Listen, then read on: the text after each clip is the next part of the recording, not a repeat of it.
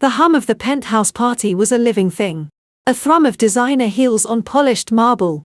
The clink of crystal. The low, moneyed laughter that meant deals were being made as efficiently as cocktails were being poured. Scott Global's 15th anniversary gala. The placard at the entrance gleamed under a spotlight. I stood in the shadow of a mammoth potted fern. A ghost in my own life, watching the scene I was meant to be presiding over. My name is Claire Elise Scott. The Scott on that placard was my father, Robert Scott. The global was his dream. And the man currently at the center of the room, holding court with a tumbler of 25-year-old Macallan, was my husband, Richard, CEO. My husband. My plan had been simple, almost childishly so. A surprise. I told Richard the first was stuck in Chicago finalizing the Pendleton merger. That I'd be back tomorrow. I'd pictured his face, the shock. Then the wide, crinkly-eyed smile I'd fallen for a decade ago, when I'd step out of the elevator. A phantom in a black Valentino gown. Got you. I'd whisper. A private joke in a room full of 500 people. The joke, it turned out, was on me. I'd slipped in through the service entrance. A trick I'd learned as a kid trailing my father. The gown felt like armor now. Not a surprise. I lingered in the periphery. A strange pride warming me as I watched Richard work the room. He was good at this. The firm handshake. The clap on the shoulder. The attentive lean in. My father had seen that charm, too. And the ruthless engine beneath it. Here's a climber. Claire, Dad had said. Not unkindly. Just make sure you're the mountain, not the ledge he steps off from. I'd laughed then. Now. The memory tasted like ash. I was about to step into the light. To end the charade. When I saw her. Emily. My half-sister. If one was forced to be technical about blood and betrayal. The daughter of the woman my father married 2 years before he died. She was Richard's executive assistant. A family favor. I'd insisted. Over Richard's mild protests. She needs the stability. Emily was weaving through the crowd toward the grand terrace. A look over her shoulder that was both furtive and inviting. And Richard, my husband, caught the look. He finished his sentence to the mayor, excused himself with a smooth smile, and followed her. The air in the packed ballroom suddenly felt thin. My heart, a traitorous drum, began a slow, heavy beat against my ribs. Business. They're discussing something private for tomorrow. But the voice in my head was weak, drowned out by a roaring in my ears. I moved. A shark through water. My eyes fixed on the French doors they'd disappeared through. I didn't walk. I was pulled, magnetized to my own ruin.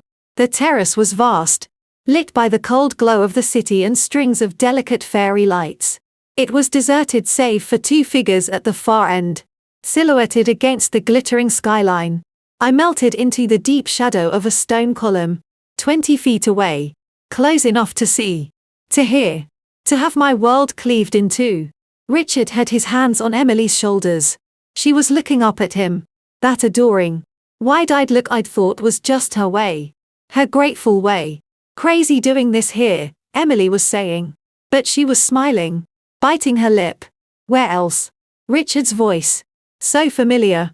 So alien. It's perfect. It's where everything began. Where we began. We. The word was a shard of ice in my gut. Richard took a small, velvet box from his jacket pocket. My breath stopped. The world contracted to that box. The size of a heart. Emily, he said. And his voice dropped.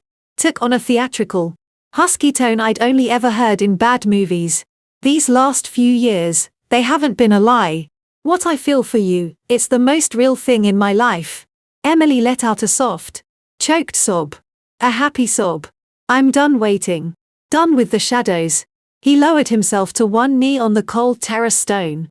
The city sprawled at his back. A kingdom he was claiming. Will you marry me? The gasp that tore from my throat was silent, trapped behind the prison of my teeth. I tasted copper. I'd bitten my lip. I watched, numb, as Emily flung her arms around his neck, babbling yes. Yes. Oh God. Yes. Richard. He stood, sweeping her into a kiss that was deep, possessive, and went on for a lifetime. My lifetime. The one that had just ended. A strange, terrifying calm descended on me. The roaring in my ears ceased.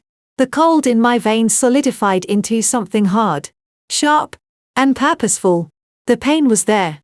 A vast, howling void waiting to swallow me. But I stepped around it. I had work to do. I turned from the scene. My movements precise, mechanical, back through the service entrance, into the sterile silence of the concrete stairwell. My heels clicked a staccato rhythm of finality on the steps. In the dim light of the parking garage, I leaned against the cool metal of my Mercedes, and for 1 second, I allowed the tremor to take me. A single, violent shake that started in my core and rattled my bones. Then it was over. I got in the car. I did not cry. Instead, I tapped the hands-free. "Call Daniel," I said. My voice steady, flat. 2 rings. "Claire, do you have any idea what time it is in Zurich?" Daniel Roth's voice was groggy but alert. He'd been my father's lawyer. Now mine. The only person besides Dad who knew where all the bodies were buried. Especially the financial ones. "The contingency plan," I said, staring straight ahead at the concrete wall. "The one for egregious marital malfeasance. We're executing it. Tonight." Silence. Then, the sound of sheets rustling. A light switching on. All sleep gone from his voice. "Richard. And my sister. Emily." I heard the words as if someone else was saying them. "I have visual confirmation. A public proposal. I need the marital agreement. Section 4C. Invoked. Immediately." "Jesus. Claire." A keyboard started clacking in the background. "You're sure? This is the nuclear option. It's irrevocable. I've never been more sure of anything. Start with the shares. My 90% stake in Scott Global. I want them transferred into the Elise Family Trust. Use the emergency powers of attorney. Do it now. Daniel. Before the sun comes up. The board will be informed by me, as majority shareholder, at 5 a.m. via emergency conference call. Richard is to be removed as CEO for breach of fiduciary duty and gross misconduct. Effective immediately. Draft the resolution." Daniel let out a low whistle. "He'll fight. The prenup is ironclad. But he'll scream coercion. Emotional distress, let him scream. Freeze everything. Daniel. Joint accounts. His personal portfolios. The credit lines. The house equity line. Everything. I want him to wake up to zero liquidity. Claire." His voice softened. The lawyer giving way to the man who'd known me since I was a girl building forts with law books. "Are you okay?" "No," I said honestly. "But I will be. Just do it. Daniel. Please. Consider it done. The wheels are in motion. You'll have the transfer confirmations within the hour. I'll initiate the board call." I ended the call. Next, I pulled up a secure messaging app. To Sarah Chen, CFO Sarah. "It's Claire. Go to the office. Now. Use the backdoor codes. Access the primary servers. I am invoking shareholder directive alpha. You will see a series of automated transfers originating from my counsel. Authenticate everyone. Then lock down all financial controls to a new master key. I will send it to you. Tell no one. Not even your shadow." Sarah's reply was instant. "Understood. On my way. No questions." Sarah had been my hire. Against Richard's preference for a more malleable candidate. She was loyalty defined. And she understood power. It was currently transferring. And she would follow it. For the next hour, I sat in the dark garage, my phone glowing like a tiny sun, orchestrating the quiet destruction of a man's life. My husband's life. Each confirmation from Daniel was a stitch closing a wound. Each encrypted done from Sarah was a brick in a wall between me and the pain. Portfolio transfer, confirmed. CEO override protocols, engaged. Corporate accounts, frozen. Board members notified, 5 a.m. call. As the first grey light of dawn touched the rearview mirror, I finally opened my photos. I scrolled through a decade. Richard and I on a sailboat in Martha's Vineyard, wind-tousled and laughing. At the opening of the Shanghai office, his hand possessive on the small of my back. A quiet dinner. his gaze soft over candlelight. A lie. All of it. A beautifully staged lie. My thumb hovered. The pain threatened again. A tidal wave. I saw him on his knee. Heard Emily's breathless yes. I selected all. 1,247 items selected. Delete. A single. Cool tap. Permanently delete these 1,247 photos. I didn't hesitate. Delete. The screen went blank, reflecting my own face back at me. Pale. Eyes hollowed with shock and a terrifying resolve. But mine. Solely mine. In the sudden, profound silence of the car, my phone rang. The screen lit up with a name I had once loved more than my own breath. Richard. It rang and rang. An angry, persistent buzz against the leather seat. I watched it. I let it go to voicemail. It rang again immediately. And again. He'd gotten the first notification. The first sense that the ground had vanished beneath his feet. I put the car in drive. The engine purred to life. I pulled out of the dark garage and into the pale, indifferent light of the new day. The phone continued to ring. A frantic heartbeat in the quiet cabin. Unanswered. The surprise was over. The war had just begun. The first grey light of a New York dawn was a liar. It promised renewal. A clean slate. But as I navigated the near-empty streets towards the steel and glass canyon of Midtown, it only illuminated the ruins of my life. The Mercedes's engine was a low hum, a solitary note against the city's sleeping breath. My phone, face up on the passenger seat, was a live wire. It lit up again. Richard. The screen screamed his name in bold, white letters against a photo I'd forgotten to delete, a close-up of his laughing face from what felt like a century ago. My thumb itched. Not to answer, but to hurl the device through the windshield. Instead, I watched it ring. On the 7th vibration, it stopped. Silence for 3 heartbeats. Then, a bright, mocking notification appeared. Voicemail, 1. I didn't listen. Listening would be stepping into the quicksand. Instead, I tapped the steering wheel control. Call Daniel. Mobile. He picked up on the first ring. The sounds of a busy home office in the background, a printer whirring. A second line ringing softly. Claire. I've got Sarah on the other line. The initial transfers are complete. Your 90% is now securely held by the Elise Trust. I'm looking at the digital signatures now. It's done. Done. The word was a stone dropping into a still pond. Ripples of consequence were already spreading. Invisible but unstoppable. The board. All 8 independent directors have confirmed for the 5 a.m. call. I've sent the briefing packet, the invoked clauses of your shareholder agreement, the summary of Richard's actions constituting gross misconduct, and the draft resolution for his removal. The language is dry as dust. Claire. Deliberately so. This is a corporate governance matter, not a soap opera. Good. My voice was a stranger's, clipped, devoid of inflection. What's the expected pushback? Daniel sighed. The sound of a man shifting from executor to strategist. From the board. Minimal. You control the vote. But Richard will have allies. Peter Winslow has always been his lapdog. He'll cry foul. Demand an investigation. Cite procedural issues. I've preempted that. The bylaws are clear. A majority shareholder can call for an immediate vote for removal of an officer for cause. We have cause. Visually witnessed infidelity with a direct subordinate, a family member. No less, creating a massive liability for the company. It's a textbook HR disaster waiting to happen. No board in the world would risk keeping him, even without your shares. But after the call, I pressed.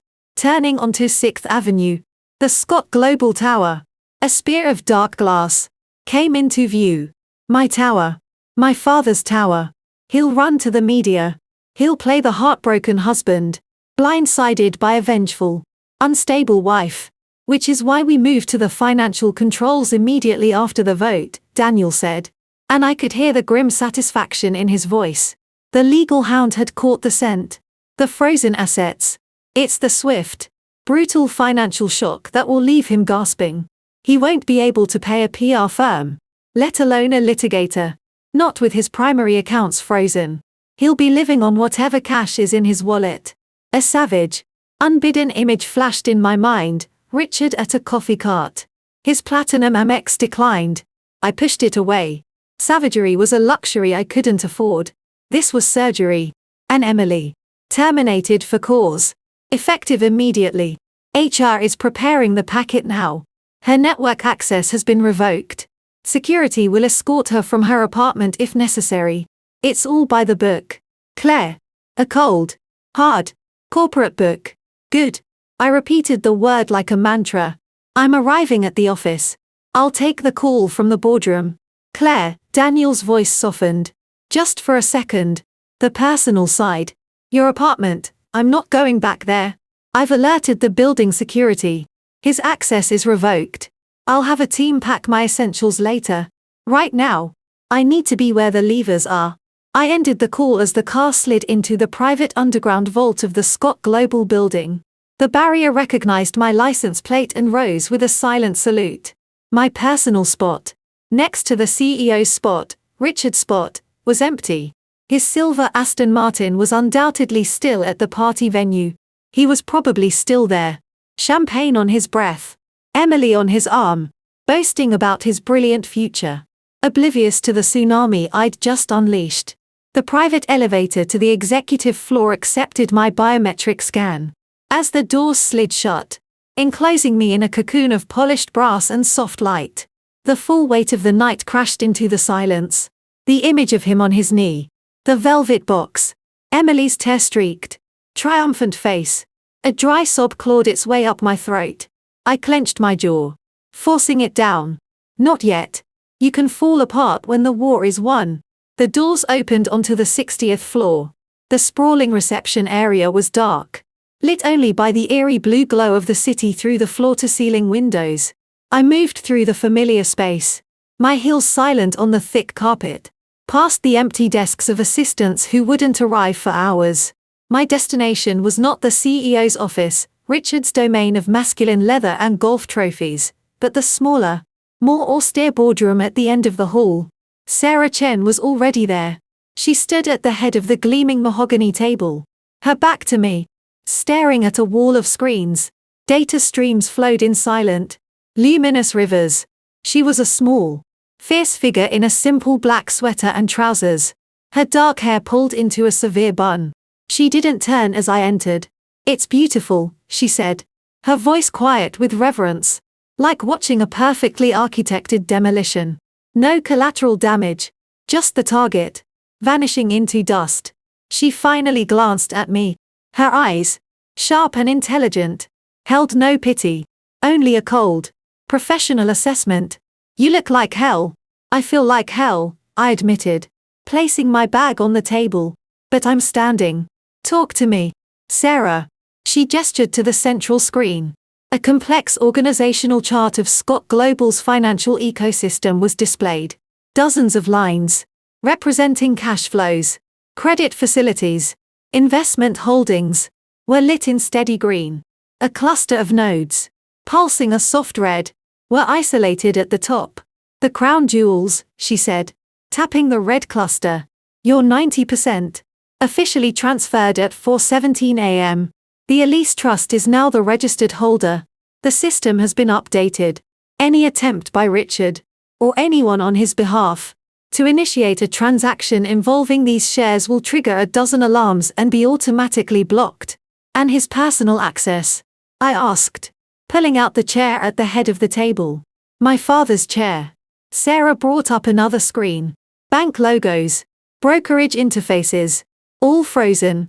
As per your directive and the powers in the marital agreement, we've placed a full custodial hold on all joint accounts at Chase, Goldman, and Fidelity. His personal checking, savings, the secret brokerage account he thought you didn't know about in the Caimans, all locked. His corporate credit cards have been deactivated. The mortgage and equity line on the apartment are in your name only, so he has no access there either. His only liquid assets are whatever is in his wallet and the balance on his personal Amex, which he'll discover has hit its limit the next time he tries to buy a pack of gum." The thoroughness of it was breathtaking and chilling. This was the machinery my father and Daniel had built. A fortress to protect the company. I was now using it as a weapon. What about the company's operational funds? Payroll. Vendors. I couldn't let the empire burn just to smoke out the usurper. Completely separate, Sarah assured me. I've already run the daily liquidity report. Everything is green. The freeze is surgical. Claire. It only cuts his circulation, not the company's. My personal phone buzzed again. A text this time. I didn't want to look, but I had to. I had to know the shape of the enemy's rage. Richard, Claire. What the fuck is going on? I'm getting alerts from the bank. Calls from the club.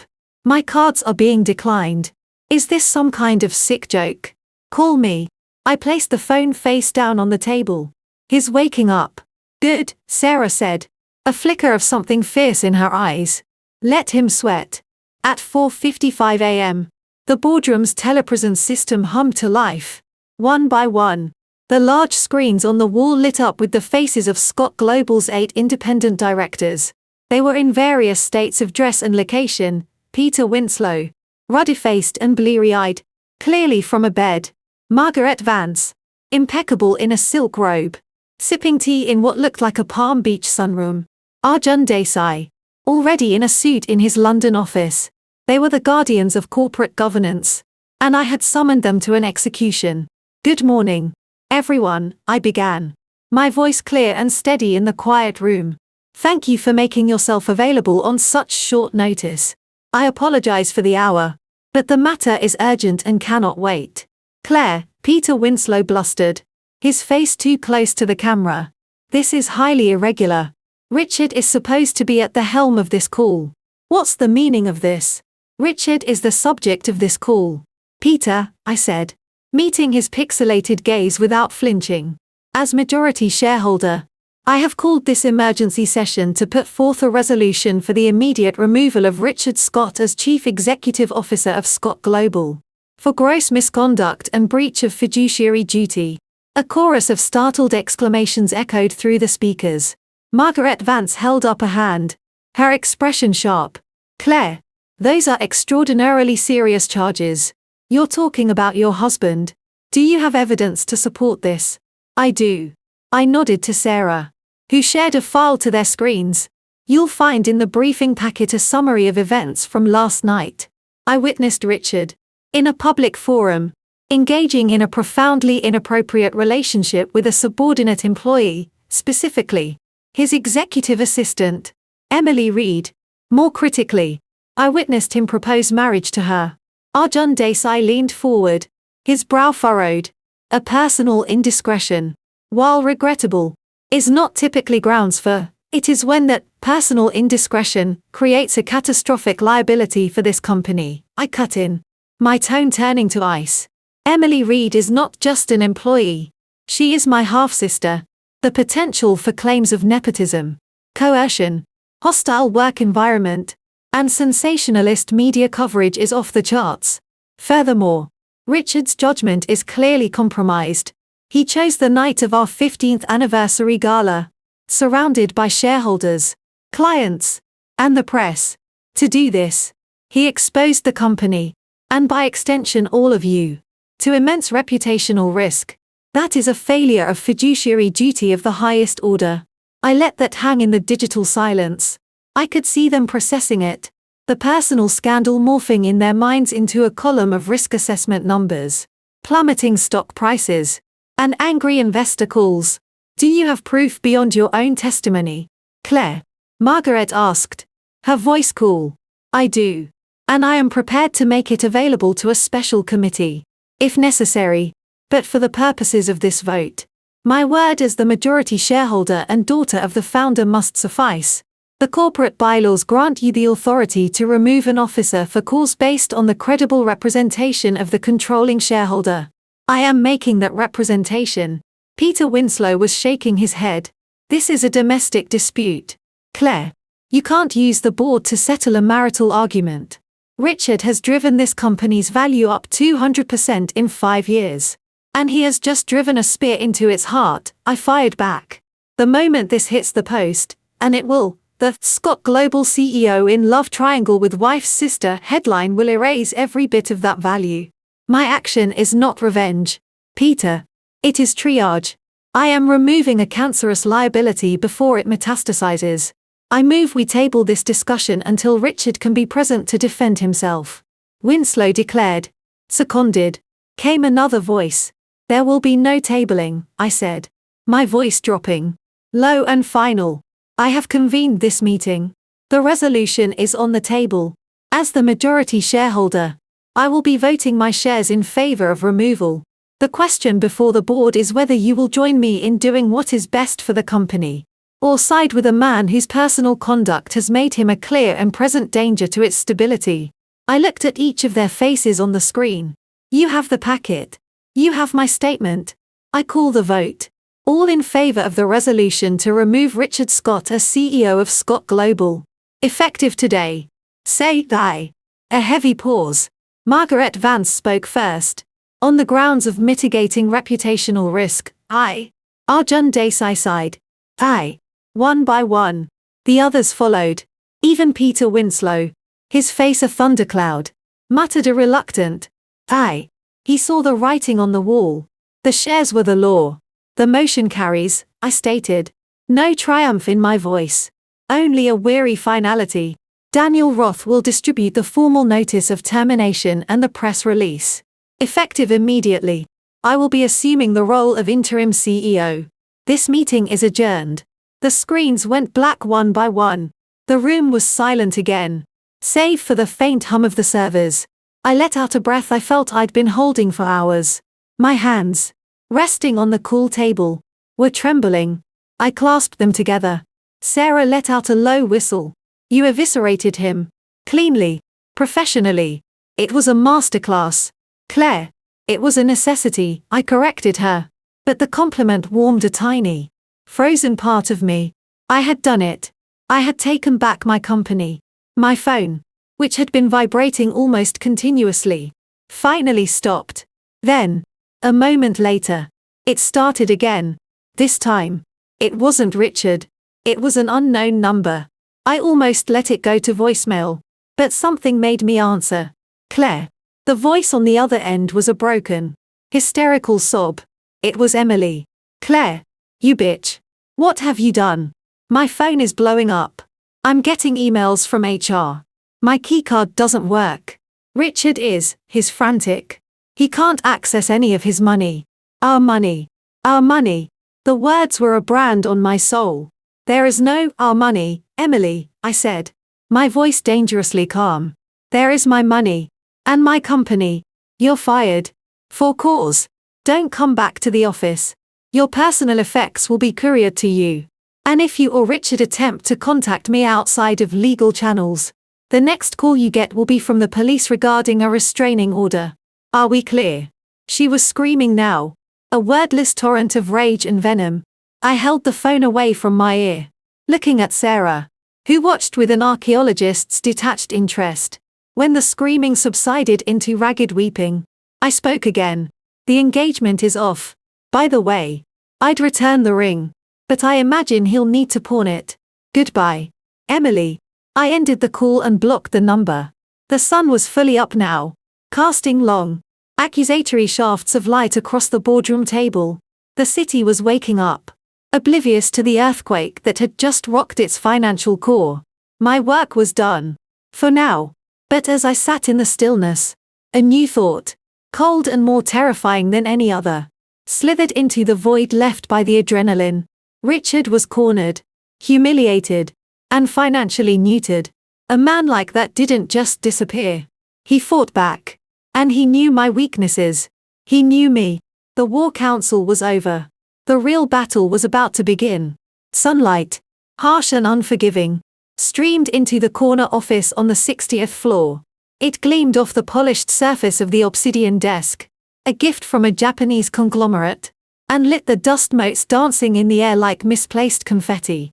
Richard Scott stood at the window, his back to the room, staring down at the ant-like traffic on 6th Avenue. In his hand, his phone was a dead, black slab. He'd drained the battery an hour ago. Calling Claire. Calling Daniel. calling board members, calling anyone who might tell him this was a monstrous mistake. It wasn't a mistake. It was a decapitation. The intercom on his desk buzzed. A sound that usually signified deference. A summons to power. Now it was just a noise. He ignored it. It buzzed again. More insistent. Mr. Scott. A young, uncertain voice. Megan. His new assistant. Emily's replacement. The thought was a fresh knife twist. There are some gentlemen here to see you. From corporate security. And a woman from human resources. Richard didn't turn. Send them in. His voice was sandpaper. The door opened. 2 uniformed security guards. Faces carefully blank. Entered first. Following them was Janet Crowley from HR. A woman in her 50s with the serene, pitiless expression of a nun who'd seen it all. She carried a slim leather folder. Richard, Janet said, her tone devoid of the collegial warmth of yesterday. I'm afraid we need to proceed with the offboarding process. He finally turned. The guards stiffened almost imperceptibly. Richard knew he looked like hell, still in his tuxedo shirt, now wrinkled and stained with sweat at the collar, the bow tie hanging loose. His eyes were red-rimmed, but the fury beneath the exhaustion was a palpable heat. Offboarding, he repeated, the word tasting like ash. This is my company, Janet. Not anymore, she said. Not unkindly, but with a finality that brooked no argument. She placed the folder on his desk. The board resolution came through at 5:07 a.m. Your termination is effective immediately. Claire Scott is the interim CEO. These gentlemen, she gestured to the guards, are here to escort you from the premises and ensure the return of all company property. Richard stared at the folder as if it were a live snake. Escort me. This is my office. It was your office, Janet corrected. Your network access, email, and keycard privileges were revoked at 4:30 a.m. Per protocol for executive dismissal. We need to collect your laptop, phone, keycard, and any other physical or intellectual property belonging to Scott Global. A laugh, bitter and hollow, escaped him. Protocol. Claire did this. She's insane. This is a psychotic break. After what she saw last night, she's not in her right mind. Janet's expression didn't flicker. My understanding is that the board was presented with clear evidence of misconduct that created significant liability for the company. Their decision was unanimous. My remit is not to debate the reasoning, Richard, but to execute the termination. Please. She gestured to the items on his desk, the company-issued MacBook, the sleek corporate iPhone, the keycard on a Scott Global lanyard. The humiliation was a physical wave. Hot and nauseating. He was being fired, packed out like a low-level embezzler. The guards took a step forward. It was the movement that broke him. Get out, he snarled, the veneer of civilized control shattering. Richard, please don't make this difficult, Janet said, a warning note entering her voice. Get out, he roared. He swept his arm across the desk. The laptop, the phone, a crystal paperweight, a framed photo of him and Claire on a skiing trip in Aspen, all went flying. The paperweight hit the window with a terrifying crack, spiderwebbing the glass. The photo smashed on the floor, glass skittering across the marble. The guards were on him in an instant. They were professional, efficient. One secured his arms behind his back, not hard, but with an immovable firmness. The other began swiftly collecting the ejected items, picking up the shattered picture frame. Let me go. You can't do this. I'll have your jobs. I'll sue this company into the ground. Richard thrashed. But it was useless. He was a businessman, not a fighter. Your personal effects will be boxed and sent to you, Janet said. As if he hadn't spoken, she picked up the leather folder from where it had fallen. You'll find the severance agreement inside. Given the circumstances, the board has authorized a payment of 6 months' salary, contingent on your signature and a full release of claims. Your benefits will be terminated at the end of the month. Any questions regarding the terms should be directed to Daniel Roth's office. They marched him out, not through the executive hallway, but through a back corridor used for deliveries. Staff peeked out of doorways. their eyes wide with a mixture of shock and morbid fascination. Whispers followed them like a toxic breeze. Caught with the sister, assets frozen. Claire cleaned him out. The ride down in the service elevator was silent, punctuated only by Richard's ragged breathing. The guards released him in the underground garage. Not at the executive bays, but near the trash compactors. One of them handed him a cheap cardboard box containing the contents of his desk drawers, a spare set of cufflinks, a bottle of expensive cologne, a stress ball shaped like a globe. The shattered photo frame was on top, the image of him and Claire smiling from beneath the cracked glass. "Have a nice day, sir," the guard said, his voice flat. Richard stood there, holding the box of his former life, watching as the elevator doors closed on the two impassive faces. The garage was cold, smelling of oil and concrete. He fumbled for his keys, then remembered. The Aston. It was still at the gala venue. He pulled out his dead phone. Useless. He had to get to Claire. He had to make her see reason. This had gone too far. He'd explain about Emily. It was a moment of madness. A weakness. He loved her. He'd make her understand. He took the subway. The stares at his disheveled tuxedo were nothing compared to the cold dread pooling in his gut. He emerged at the station near our apartment building on Central Park West. The doorman, a man named George who had always greeted him with a cheerful good morning, Mr. Scott, now stood blockading the elegant lobby entrance, his face a mask of polite regret. "Mr. Scott, I'm afraid I can't let you in." "George, it's me. What is this?" "Orders from Ms. Scott." "Sir, your access has been revoked. Permanently. I'm to call the police if you attempt to enter. She's my wife. I have my instructions." "Sir, I'm sorry." Defeated, trembling with a cocktail of rage and a terrifying, burgeoning helplessness, Richard turned away. He went to an ATM. His platinum card was declined. He tried another. Declined. A cold sweat broke out on his brow. He had maybe $200 in his wallet. He hailed a cab, gave the driver the address of a private club in the West 50s where he kept a locker.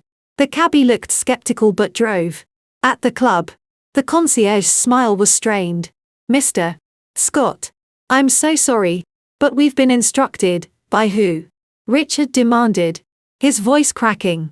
"By the law firm of Roth, Geller, and Klein, regarding the settlement of your annual dues. I'm afraid we cannot extend you any further credit until the matter is resolved." Credit. The word was a slap. He, Richard Scott, was being denied credit. He stumbled back out onto the street. The city's noise a deafening roar. He found a dingy diner, used cash to buy a coffee he didn't want, and begged to use their phone. He called the one person he thought might still be loyal. "Peter. Peter. It's Richard. You have to help me. This is insane." Claire's lost her mind. "The board, they can't do this." On the other end, Peter Winslow's voice was stiff, embarrassed. "Richard, look, it's a damn mess. But the vote was unanimous. Claire controls the shares. Her evidence, it's damning. The liability to the company. I have to think of the shareholders. The liability. Peter, we've been friends for 15 years. You're going to let her destroy me over a misunderstanding. A misunderstanding that was caught on camera." "Richard," Winslow said, his voice dropping. "The security feed from the terrace. Claire has it.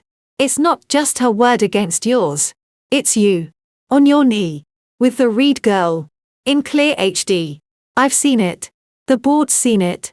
There's no misunderstanding. There's only a monumental error in judgment. On your part. I'm sorry." The line went dead. The security feed. Of course. The terrace had cameras. He'd forgotten.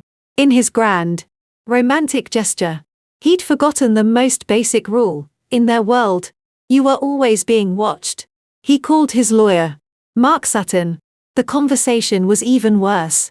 "Richard, I've seen the marital agreement. The one you signed. The infidelity clause is ironclad. Watertight. It gives her unilateral control in a situation like this.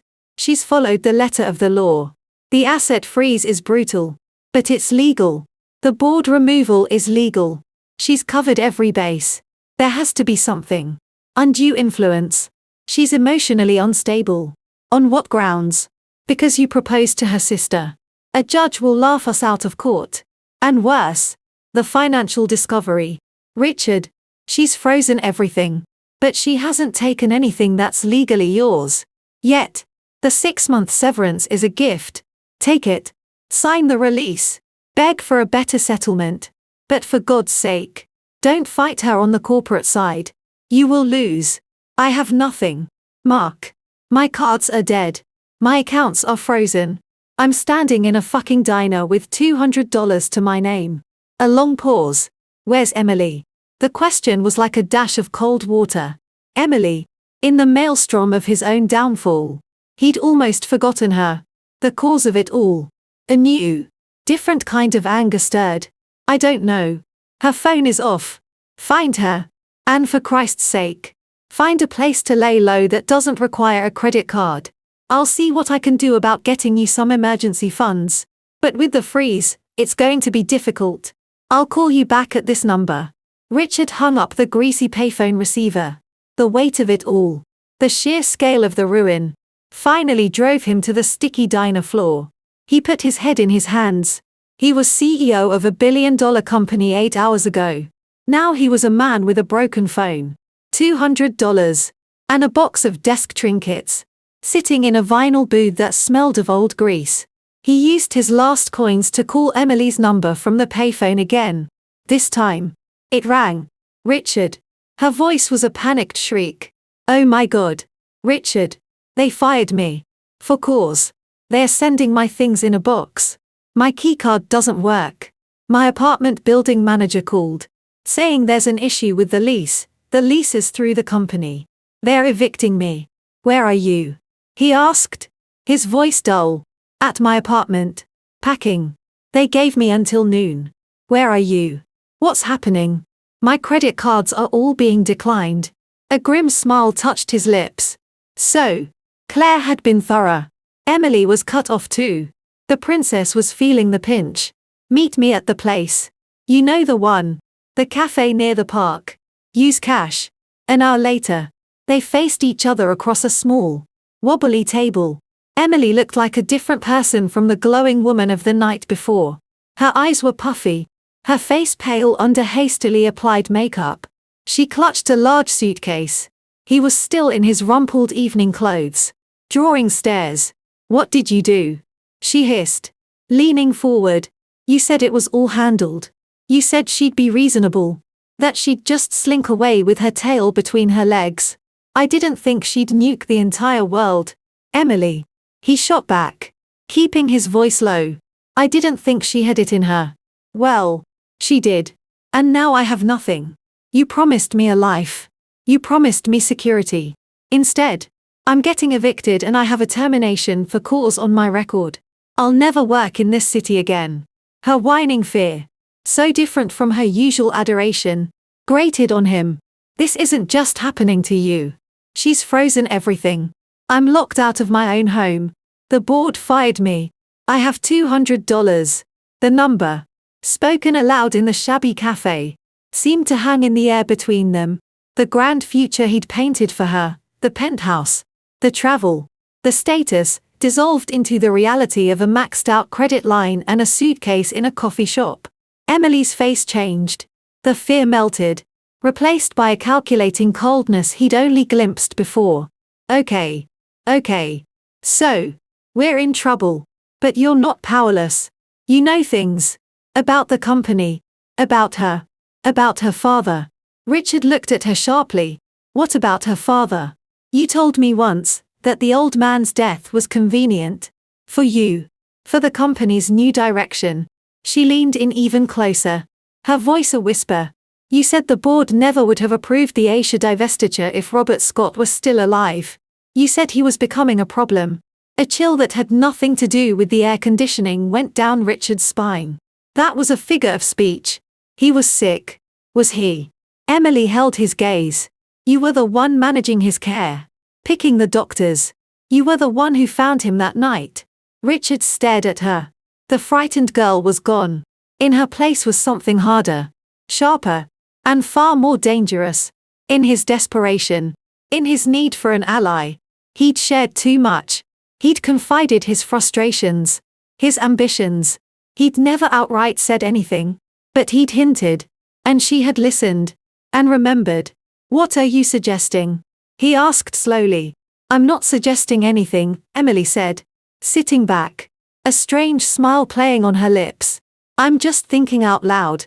Claire has all the money, all the power, all the evidence right now, but what if we had something too? Something bigger than an affair. Something that would make her look like the villain, or at least, make her back off." The idea was monstrous. It was also, in the depths of his utter ruin, a spark. A terrible, dark spark. "It's insane. There's nothing there, isn't there?" Emily pressed. "You told me the medication made him confused, that he was seeing threats that weren't there. What if he wasn't confused? What if he saw the threat clearly?" She let the implication hang. "We just need to encourage people to ask questions, starting with Claire. If she's busy looking over her shoulder at her father's grave, maybe she won't have time to keep her foot on our necks." Richard was silent for a long time. The moral cliff edge he'd been teetering on since the moment he'd first kissed Emily in a dark office after hours now seemed to crumble away beneath him. Below was an abyss, but Claire had already pushed him into free fall. What was one more step down? He looked at Emily. Really looked at her. The beautiful, opportunistic, mercenary creature he'd chosen. His partner in crime. His only ally in the wreckage. "We'd need proof," he whispered. "Or the convincing suggestion of it." Emily's smile widened. It didn't reach her eyes. "I might have an idea. I was his stepdaughter. Remember? I had access. I was in that house. And Claire was always at the office, playing CEO in training. She wasn't there at the end. Not like I was." The spark ignited into a small, cold flame. Revenge. Not just for today, but for everything. For the way Robert Scott had always looked at him, like a useful tool, not a son. For the way Claire, even in love, had always held the ultimate power. The Scott name, the Scott shares, they had taken everything from him. Now, he would take something from them. Their peace, their legacy, their saintly memory of a dying old man. He reached across the table and took her hand. It was cold. "Okay," he said. The word was a pact with the devil he'd already invited in. "Tell me your idea." Outside the cafe, the city moved on, oblivious to the conspiracy being born over cold coffee. In her austere boardroom, Claire Scott was signing papers, reclaiming a kingdom. And in a cheap diner, her husband and her sister were plotting to dig up a body. The fallout was just beginning to settle. And in its radioactive dust, something new and poisonous was starting to grow. The silence in the Scott Global boardroom was a living thing, thick with the ghosts of decisions made and lives unmade. I'd been there for hours, a sentinel at the helm of the ship I'd just commandeered. Paperwork was signed. Press releases, vetted by a pale and grim-faced PR team, were queued for a 9 a.m. release. The world would know by lunchtime. My body hummed with a sick, electric fatigue. Adrenaline had burned off, leaving behind a cold, hollow ache. I'd won. I'd taken it all back. So why did I feel like I was standing on the edge of a cliff, staring into a void? My phone, now set to only allow calls from a handful of numbers, buzzed. It was Sarah. From her command post in finance. "He's here," she said, her voice tinny through the speaker. "In the garage. The security feed shows him getting out of a taxi. He looks rough. He's arguing with the guard at the service entrance. He doesn't have a keycard, but the guard is letting him through. He's heading for the private elevator bank." A strange calm settled over me. I'd known he would come. A cornered animal always does. "Let him up," I said. "But have security on standby in the lobby outside. No one comes in unless I call." "Claire, you don't have to do this alone." "Yes," I said, my eyes fixed on the door. "I do." 10 minutes later, the soft ping of the arriving elevator echoed in the silent reception area. I didn't move from my seat at the head of the boardroom table. I heard his footsteps. Uneven. Frantic. On the marble. He appeared in the doorway. The sight of him was a physical blow. The Richard I knew was a creature of impeccable, powerful grooming. This man was his ghost. His tuxedo shirt was a wrinkled disaster. Untucked and stained. His eyes were wild. Bloodshot caverns. He'd lost his jacket somewhere. He looked, for the first time since I'd known him, small.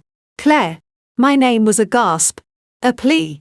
And a curse all at once. Richard. My voice was a flat, administrative drone. You're trespassing. Your access was revoked. He let out a sound that was half laugh, half sob. Trespassing. This is my company. My life. Not anymore. I gestured to the chair at the far end of the long table. The one reserved for the most junior attendee. You can sit. You have 5 minutes. He didn't sit. He stalked towards me, his hands planted on the polished wood, leaning forward until I could smell the stale sweat and desperation on him. What the hell have you done? My accounts are frozen. My cards are dead. The board, they fired me. I got a severance agreement. Do you have any idea what you've done? I have a very clear idea, I said, meeting his furious gaze without blinking. I've removed a hostile agent from the company. I've protected my assets. I've enforced the terms of a contract you willingly signed. A contract. This isn't about a contract, Claire. This is about us. This is about you losing your goddamn mind because you saw something you misunderstood. A hot spike of pure, undiluted rage shot through the ice in my veins. Misunderstood, I said, my voice dropping to a deadly whisper. I misunderstood you on your knees. I misunderstood the ring. I misunderstood my sister saying yes. Please, Richard, enlighten me. What possible context could I be missing? He flinched, but rallied. Shifting tactics. His expression crumpled from anger into a mask of tortured remorse. It was a look I knew well, one he used on reluctant board members and unhappy clients. It was a mistake, Claire. A terrible, stupid, drunken mistake. The pressure, the party. Emily. She came on to me. She's always been jealous of you. You know that. I was weak. I was flattered. I lost my head for 1 second. It didn't look like 1 second, I said coldly. It looked like a proposal. It sounded like a future. Were you drunk when you bought the ring, Richard? Or when you planned the speech? The most real thing in my life. That's quite a line for a drunken mistake. His mask of contrition slipped. You were spying on me. You set me up. I came to surprise my husband at a party he begged me to attend, I corrected. Each word a chip of ice. The surprise was mine. And I didn't need to set you up. You did that all by yourself. In front of a security camera with 4K resolution and excellent audio pickup. I might add. The color drained from his face. The security feed. Winslow had mentioned it. Now it was confirmed. His alibi of a misunderstanding evaporated. He straightened up. The pathetic act falling away completely. Replaced by a sneer. So that's it. You're going to destroy me. Destroy everything we built. Over a little indiscretion. We're built. I echoed. A bitter laugh escaping me. You built a career, Richard. On my name. On my father's company. The only thing you built for us was a lie. A years-long lie. How long? Richard. The question tore from me. The professional detachment finally cracking. How long have you and Emily been the most real thing in your life? He didn't answer. He just glared. His chest heaving. Was it before Dad died? I pressed. The new, horrible thought taking shape. Was that part of the plan too? Get close to the grieving daughter. Secure your position. Don't you dare bring your father into this. He roared, slamming his fist on the table. The sound echoed in the vast room. Your saintly father who never thought I was good enough. Who would have handed you this company on a silver platter and left me to clean up his messes. So you made your own mess. With my sister. The words were ash in my mouth. My family. She's not your family. He spat. She's the daughter of the gold digger your father married. She's nothing. A convenient distraction. You proposed to a convenient distraction. I was going to end it. He shouted. The lie so transparent it was almost pathetic. The proposal, it was a way to placate her. To shut her up. She was getting clingy. Threatening to go to you. I was trying to protect you. Claire. To protect us. I just stared at him. The shifting stories. The blame. The grotesque rewriting of reality. The man I'd loved. The man I'd shared a bed with for a decade. Was a stranger. A desperate. Flailing. Pathetic stranger. You're a liar, I said. The heat gone from my voice. Leaving only a bone-deep weariness. You've always been a liar. I just wanted so badly to believe you that I made myself blind. You're one to talk about lies. He hissed. A new, ugly light in his eyes. The Ice Queen. The brilliant Claire Scott. So perfect. So in control. You never loved me. You needed a handsome accessory for the boardroom and a warm body for the bed. I was your employee. Claire. Your highest paid. Most dedicated employee. And the moment I stepped out of line, you fired me. That's all this is. A fucking corporate restructuring of our marriage. His words were meant to wound. And they did. They found the secret fear I'd carried for years, that I was too much like my father. That I valued the company over people. That I was cold. I let the pain sit there for a moment. Acknowledged it. Then I reached into my bag. You're right about one thing, I said quietly. I should have been more diligent. I suspected. For a long time. I think I knew. In a part of myself I didn't want to listen to. The late nights that didn't match the calendar. The new cologne. The distance. I pulled out my phone. Navigated to a file. And placed it on the table between us. So I started to listen. I tapped the screen. The audio was crisp. Clear in the silent room. Emily's voice, giggling. Slightly slurred, his so predictable. Thinks a new purse will make me forget he cancelled Paris again. It's pathetic. Richard's voice, low. Intimate pathetic is right. But useful. Her name on the accounts opens doors mine doesn't. We just have to be patient. My love. Let the old man's legacy do the work for a little while longer. Emily, I'm tired of waiting. Richard, I'm tired of being the secret. When do I get to be the wife? When do we get what's ours? Richard, soon. After the Asia divestiture closes. The board will be so grateful for the cash infusion. They'll give me anything. Even a divorce. Then it's just a matter of easing Claire out. A nervous breakdown. Maybe. The pressure of the job. It happens. Emily, you promise. Richard, I promise. You'll have everything. The penthouse. The title. Everything that should have been yours from the start. I stopped the recording. The silence that followed was absolute. Suffocating. Richard's face was a grotesque mask of horror. He stared at the phone as if it were a venomous snake. You bugged me. He whispered. The sound scraping from his throat. I had my phone running in my bag at the charity gala 2 months ago, I said. My voice eerily calm. You were drunk. And loud. You and Emily. In the courtyard. Thinking you were alone. Talking about me. About my predictable taste. About my nervous breakdown. I picked up the phone. This isn't a misunderstanding. Richard. It's a conspiracy. You weren't protecting me. You were planning my overthrow. My illness. This. I gestured around the boardroom. Wasn't me firing a disloyal employee. It was a preemptive strike. All the fight left him. The bluster. The lies. The feigned remorse. It evaporated.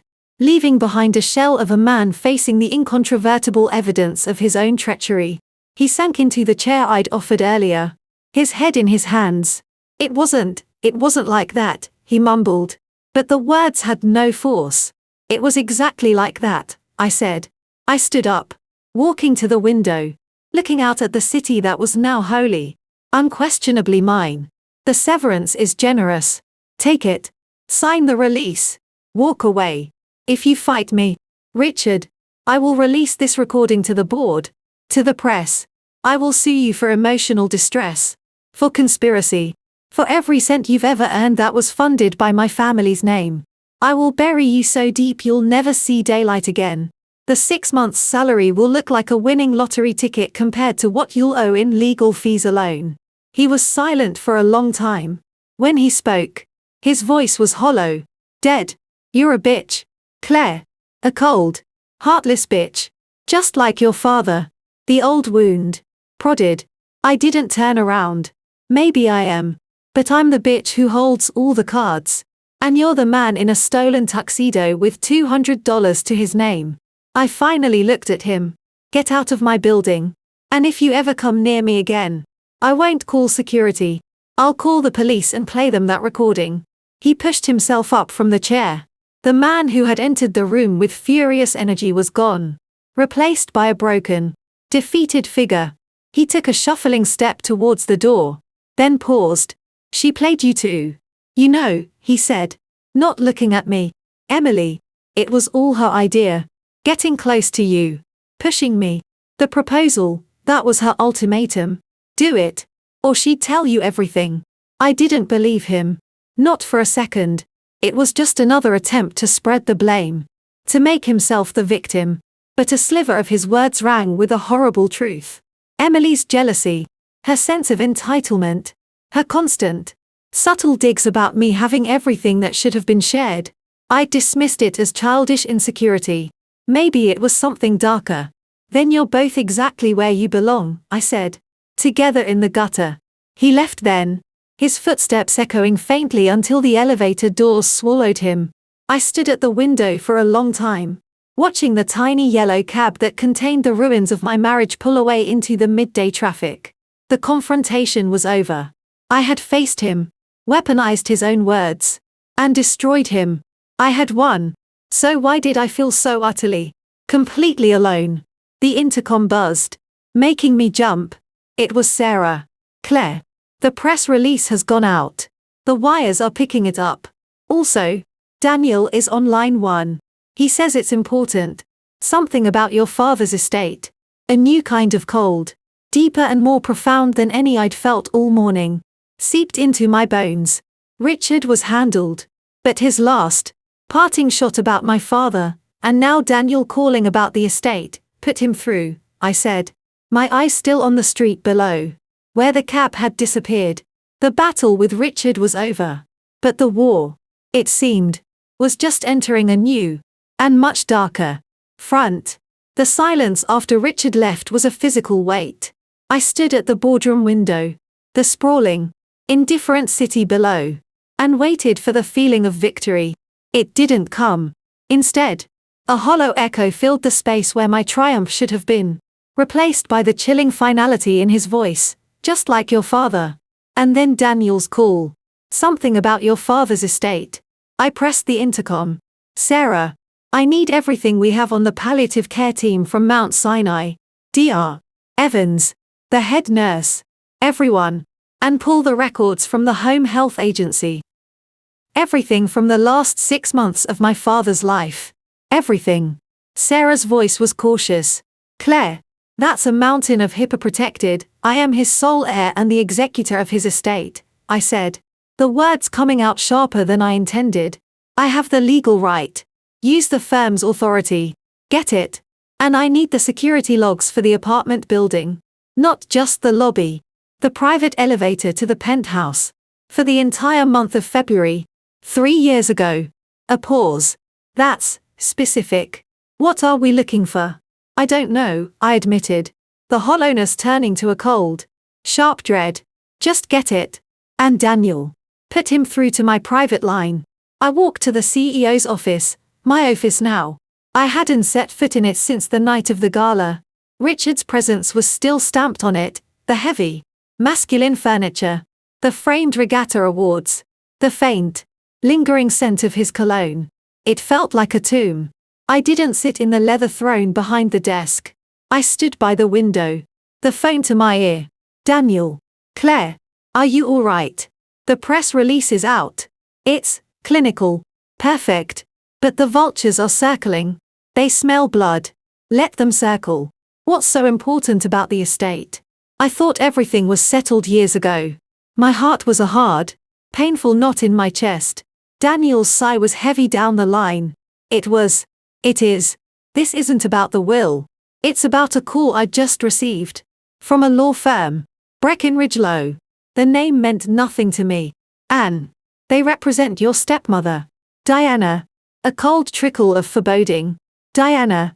My father's brief, late-in-life mistake. A pleasant, vacuous former interior decorator he'd married 18 months before he died. She'd been heartbroken, of course, and well provided for, a generous trust. The Palm Beach house. A hefty lump sum. We'd signed the papers. She teared up, given me a fragile hug smelling of Chanel No. 5, and faded back into her world of bridge and bonsai. I hadn't spoken to her since the will was read. What does she want? I asked, my mind already jumping to the worst. She'd heard about the scandal, smelled vulnerability, and wanted more money. She's not making a claim, Daniel said, his voice oddly careful. She's raising a question. Or rather, her lawyer is, on her behalf. A question about the circumstances of your father's death. The world tilted. I gripped the windowsill. The cool glass, the only solid thing in a suddenly fluid reality. What circumstances? He had pancreatic cancer. It was inoperable. He died at home, under hospice care. It was tragic. It was awful. But it was ordinary. The word felt grotesque. That's the official record, Daniel said softly. Diana, through her counsel, is suggesting the medication in his final weeks, the pain management regimen, may have been inappropriate. The air left my lungs. Inappropriate. What the hell does that mean? Dr. Evans was one of the best oncologists in the city. The hospice nurses were from a top agency. I know. Claire. I know.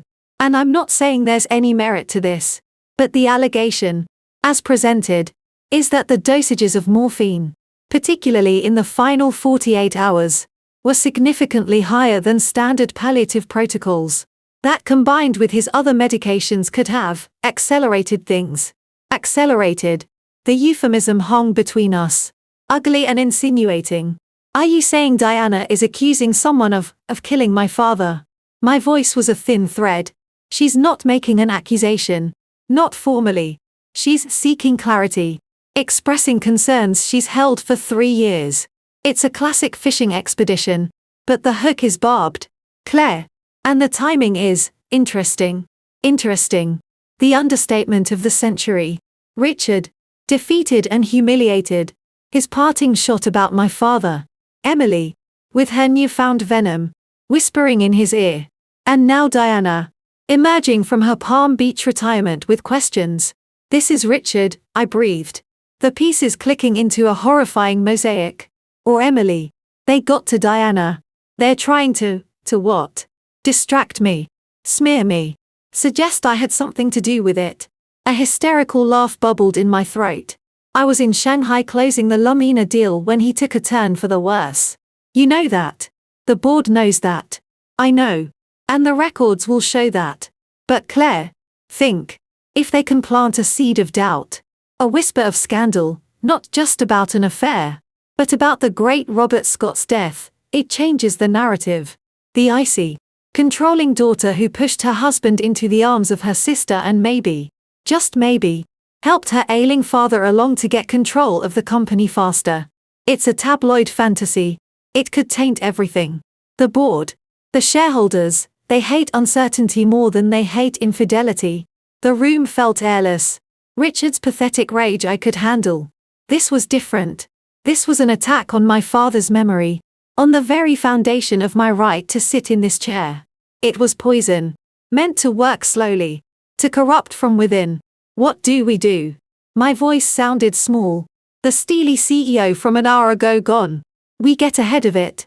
We launch our own quiet, internal review. We get every record, every log, every email. We interview the medical staff ourselves, discreetly. We build an unassailable wall of facts before they can even build their house of cards. And we find the connection between Diana and Richard. Because I promise you, there is one. Do it, I said. The steel returning. Forged now in a colder fire. Spare no expense. I want to know what medication he took, when he took it, and who brought him the glass of water. And I want to know what Richard and Emily have promised Diana. I spent the next 2 days in a fog of grim purpose. The very public scandal of Richard's ousting played out on the business channels and gossip sites, a one-day story. Shocking but clean. A CEO caught with his pants down. The wronged heiress taking back her kingdom. It was almost boring in its predictability. I gave one terse statement through a spokesperson: "This is a private matter. My focus is on the stability and future of Scott Global. And let the world gossip."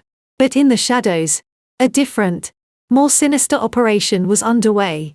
Sarah, armed with legal authority and a forensic accountant's mind, became my general. Files began to materialize in a secure, encrypted server, medical charts, pharmacy invoices, nurse sign-in sheets, building security logs. I couldn't face the office, with Richard's ghost in every corner. I worked from the library of the penthouse, my penthouse now. A crew had come, at my direction, and removed every trace of him. His clothes, his golf clubs, his expensive toiletries, all boxed and sent to a storage unit. The place felt cavernous and empty, but it was a sterile emptiness, a clean wound. On the third night, with a rainstorm lashing the glass walls of the apartment, I finally opened the files. I started with the medical records, the stark, clinical language, a buffer against the tide of grief I'd dammed up for 3 years. There it was, in black and white. Stage 4 pancreatic adenocarcinoma. Diagnosis to death, 11 months. The trajectory was brutal, but standard. The pain management protocol, signed by Dr. Alistair Evans, looked comprehensive. Morphine sulfate, liquid, for breakthrough pain. Dosage, 5 to 10 milligrams every 4 hours as needed. I scrolled to the final days. The hospice nurse notes were meticulous. Heartbreaking. Patient restless. Pain appears severe. Family member requested additional dose at 10 p.m. Family member. Which one? My father's only family was me. And Diana. And Emily. I supposed. By extension. I pulled up the medication administration record. A grid of times. Initials. Dosages. My eyes scanned the final 48 hours. The regular doses were initialed by the hospice nurses, M. R. J. P. But there, at 10 p.m. on the night he died, and again at 2 o'clock the next morning, were 2 additional doses, both 15 milligrams, double the high end of the as-needed range. And the initials in the box were not a nurse's. They were D. S. Diana Scott. And the family member request noted by the nurse at 10 p.m., that would have been her. My blood ran cold. It could be innocent. A grieving, desperate woman, seeing her husband in agony, begging the nurse to do more. The nurse, perhaps overwhelmed or wanting to provide comfort, acquiesced, and documented it. It happened. It wasn't murder. It was tragic, maybe negligent, but not criminal. But then I opened the security logs Sarah had procured. The private elevator required a key fob, logged to a specific apartment. I filtered for the penthouse fob for the month of February, the month he died. My father's fob showed predictable patterns, nurses coming and going, the housekeeper, the delivery services. My own fob showed my frantic trips back from the airport. My final, terrible visit. And then I saw it. On the night he died. February 18th. At 21:47. The elevator log showed a fob access. Not the penthouse fob. It was a guest fob. Temporary. Coded G114. I pulled up the building's guest log register. Every temporary fob was issued to a specific visitor. Signed for by a resident. I scrolled to G114. Issued to R. Scott, signed for by D. Scott. Time issued 6 p.m. February 18th. Time returned 23:15. February 18th. R. Scott. Richard. Richard was there. The night my father died. Diana had signed him in. I had been in Shanghai. My father had been slipping in and out of consciousness. Diana was the family member at the bedside. And Richard was there. I remembered that night with a sudden, visceral clarity. The panicked call from Diana. Claire. It's time. The nurse says it's hours. Maybe less. You need to come home. I'd been in the middle of the Lumina negotiations. The biggest deal of my career. The one Richard had championed. The one that would solidify his legacy. I'd chartered a plane. Raced to JFK. Flown through the night. By the time I landed, he was gone. Diana, pale and swollen-eyed, had met me at the door. He went so peacefully at the end. Darling. Just slipped away. And Richard had called me after I'd landed. His voice thick with false grief. Claire. I'm so sorry. I just heard. I'm in the office. Holding down the fort. Take all the time you need. He'd lied. He wasn't at the office. He was in the apartment. With Diana. While my father died. Why? The question hammered at my skull. To offer support to his stepmother-in-law. Unlikely. They'd never been close. To be there for me. He'd lied about it. I pulled up the phone records Sarah had appended to the file, a list of calls from the penthouse landline in those final weeks. There were dozens to my number. To the hospice. To the doctor. And a cluster. In the final week. To a number I didn't recognize. I dialed it. My hand trembling. A smooth, recorded voice answered. You've reached the offices of Dr. Alistair Evans. Oncology and palliative care. Our office hours are. I hung up. Diana was calling the doctor. Frequently. Could be normal. But the timing. The doubled doses. Richard's secret presence. A new file appeared in the server. It was from Daniel. Marked urgent. Diana financials. I opened it. It was a summary. Diana's trust was healthy. Her spending modest. But there was a recent anomaly. A wire transfer. 1 week ago. For $250,000. From an offshore shell company. A company Daniel's investigators had tentatively traced through a labyrinth of accounts to a holding entity that had, 3 years ago, paid a consultancy fee to one Richard Scott. The connection. Faint. Deniable. But there. Richard had paid Diana. Recently. After his world fell apart. He'd reached out to the one person who had been in that room. The one person whose questions could do the most damage. My head was pounding. It wasn't proof of murder. Not even close. It was circumstantial. A grieving wife giving extra morphine. A son-in-law visiting. Perhaps awkwardly. To pay his respects. A suspicious payment that could be explained a dozen ways. But it was a story. A terrible, plausible story. One that Richard and Emily were crafting right now. The controlling daughter. Obsessed with the company. Absent at the crucial moment. The devoted, weak-willed wife. Manipulated by the ambitious son-in-law. The merciful overdose to end the suffering of a rich, powerful man. Clearing the path for the new generation. And the payoff. Years later. To keep the secret. They weren't just trying to distract me. They were trying to rewrite history. To make me the villain in my father's story. To taint my victory. My legacy. My very name. I looked at the rain-streaked window. Seeing not the city lights. But my father's face in his final days. Gaunt but still fierce. You're the mountain. Claire Bear. Don't ever let them make you the ledge. They weren't just coming for my company or my money anymore. They were coming for my father. For the truth of his death. For my right to mourn him. The hollow feeling was gone. Burned away by a new, clear, and focused fury. Richard thought he could shame me. Ruin me financially. That was a skirmish. This was a desecration. I picked up the phone and called Daniel. My voice steady as stone. I've seen the files. I want a meeting with Diana. Today. And I want you to find Dr. Evans. I don't care if he's retired to Fiji. Find him. We're going to have a very long talk about bedside manner. The past wasn't just unraveling. It was being weaponized. And I would be damned if I'd let them use my father's memory as a cudgel to beat me with. The game had changed. It was no longer about betrayal. It was about truth. And I would burn their house of lies to the ground to find it. The Carlisle Hotel's Bemelmans Bar was an oasis of old-world New York.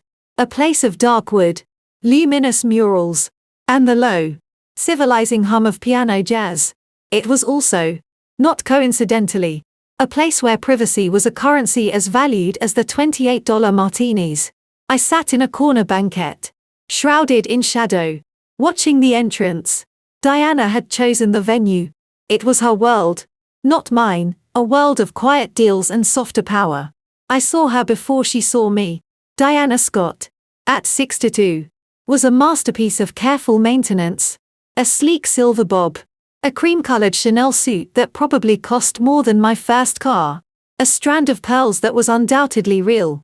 She moved through the room with the serene assurance of a woman who had spent a lifetime being looked at. She'd traded up from decorating rooms to decorating a life. And my father had been her crowning achievement. Briefly, her eyes scanned the room, a flicker of unease betraying her polished veneer. She saw me, and a tight, social smile stretched her lips. It didn't reach her eyes. "Claire, darling," she said, air kissing beside my cheek. The scent of Chanel No. 5 enveloping me like a ghost. "You look tired. This whole dreadful business with Richard. My heart breaks for you." "Does it, Diana?" I gestured to the seat opposite. "Please, sit. I've ordered you a gin fizz. You still drink them, I hope." A flicker of surprise. I'd done my homework. "How thoughtful," she murmured, settling onto the plush velvet. The waiter materialized and set down our drinks. She took a delicate sip, her eyes never leaving my face. "I must say, your call was unexpected. After all this time." "Circumstances are unexpected," I replied, taking a small, deliberate sip of my club soda. "Your lawyer's call to Daniel was even more so." Her smile tightened. "Oh, that, Mr. Breckenridge can be such an alarmist." I merely had some lingering questions about Robert's final days. A mother's grief. You know, it takes strange forms. I just wanted some closure. "A mother's grief," I repeated, letting the phrase hang. "Interesting. I always thought of you as his wife, not my mother." A faint pink stain appeared on her powdered cheeks. "Semantics. Darling. I loved him deeply. And watching him suffer, it was the most difficult thing I've ever endured. I'm sure it was, especially being the one at his side. While I was, what? Chasing deals in Shanghai." I kept my voice flat, conversational. "It must have been a terrible burden, making all those decisions, talking to Dr. Evans so frequently." Her fingers tightened around the stem of her glass. "I was just being diligent. I wanted the best for him. Of course. And you had help, didn't you? Support. Richard, for instance. He was there for you. The night he died." The glass made a tiny clink as it touched the table. She'd lost her grip for a fraction of a second. "Richard. No. Darling. You're mistaken. You were distraught. Richard was at the office. He called me. Of course. He was very concerned. I didn't blink. The building security logs show a guest fob issued to R. Scott. Signed for by D. Scott. At 6 p.m. on February 18. The fob was used to access the private elevator at 9:47 p.m. It was returned at 11:15 p.m. My father was pronounced dead at 10:20 p.m. I leaned forward, just an inch.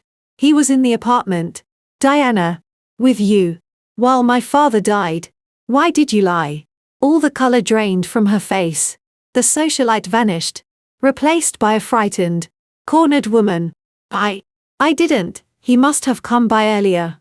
To drop something off. The logs must be wrong. They're not. And the medication logs are very clear. 2. You requested, and administered, 2 doses of morphine at double the prescribed strength. At 10 p.m. and 2 a.m. My father died at 10:20. The second dose was for a man who was already gone. I let the horrific implication settle in the air between us.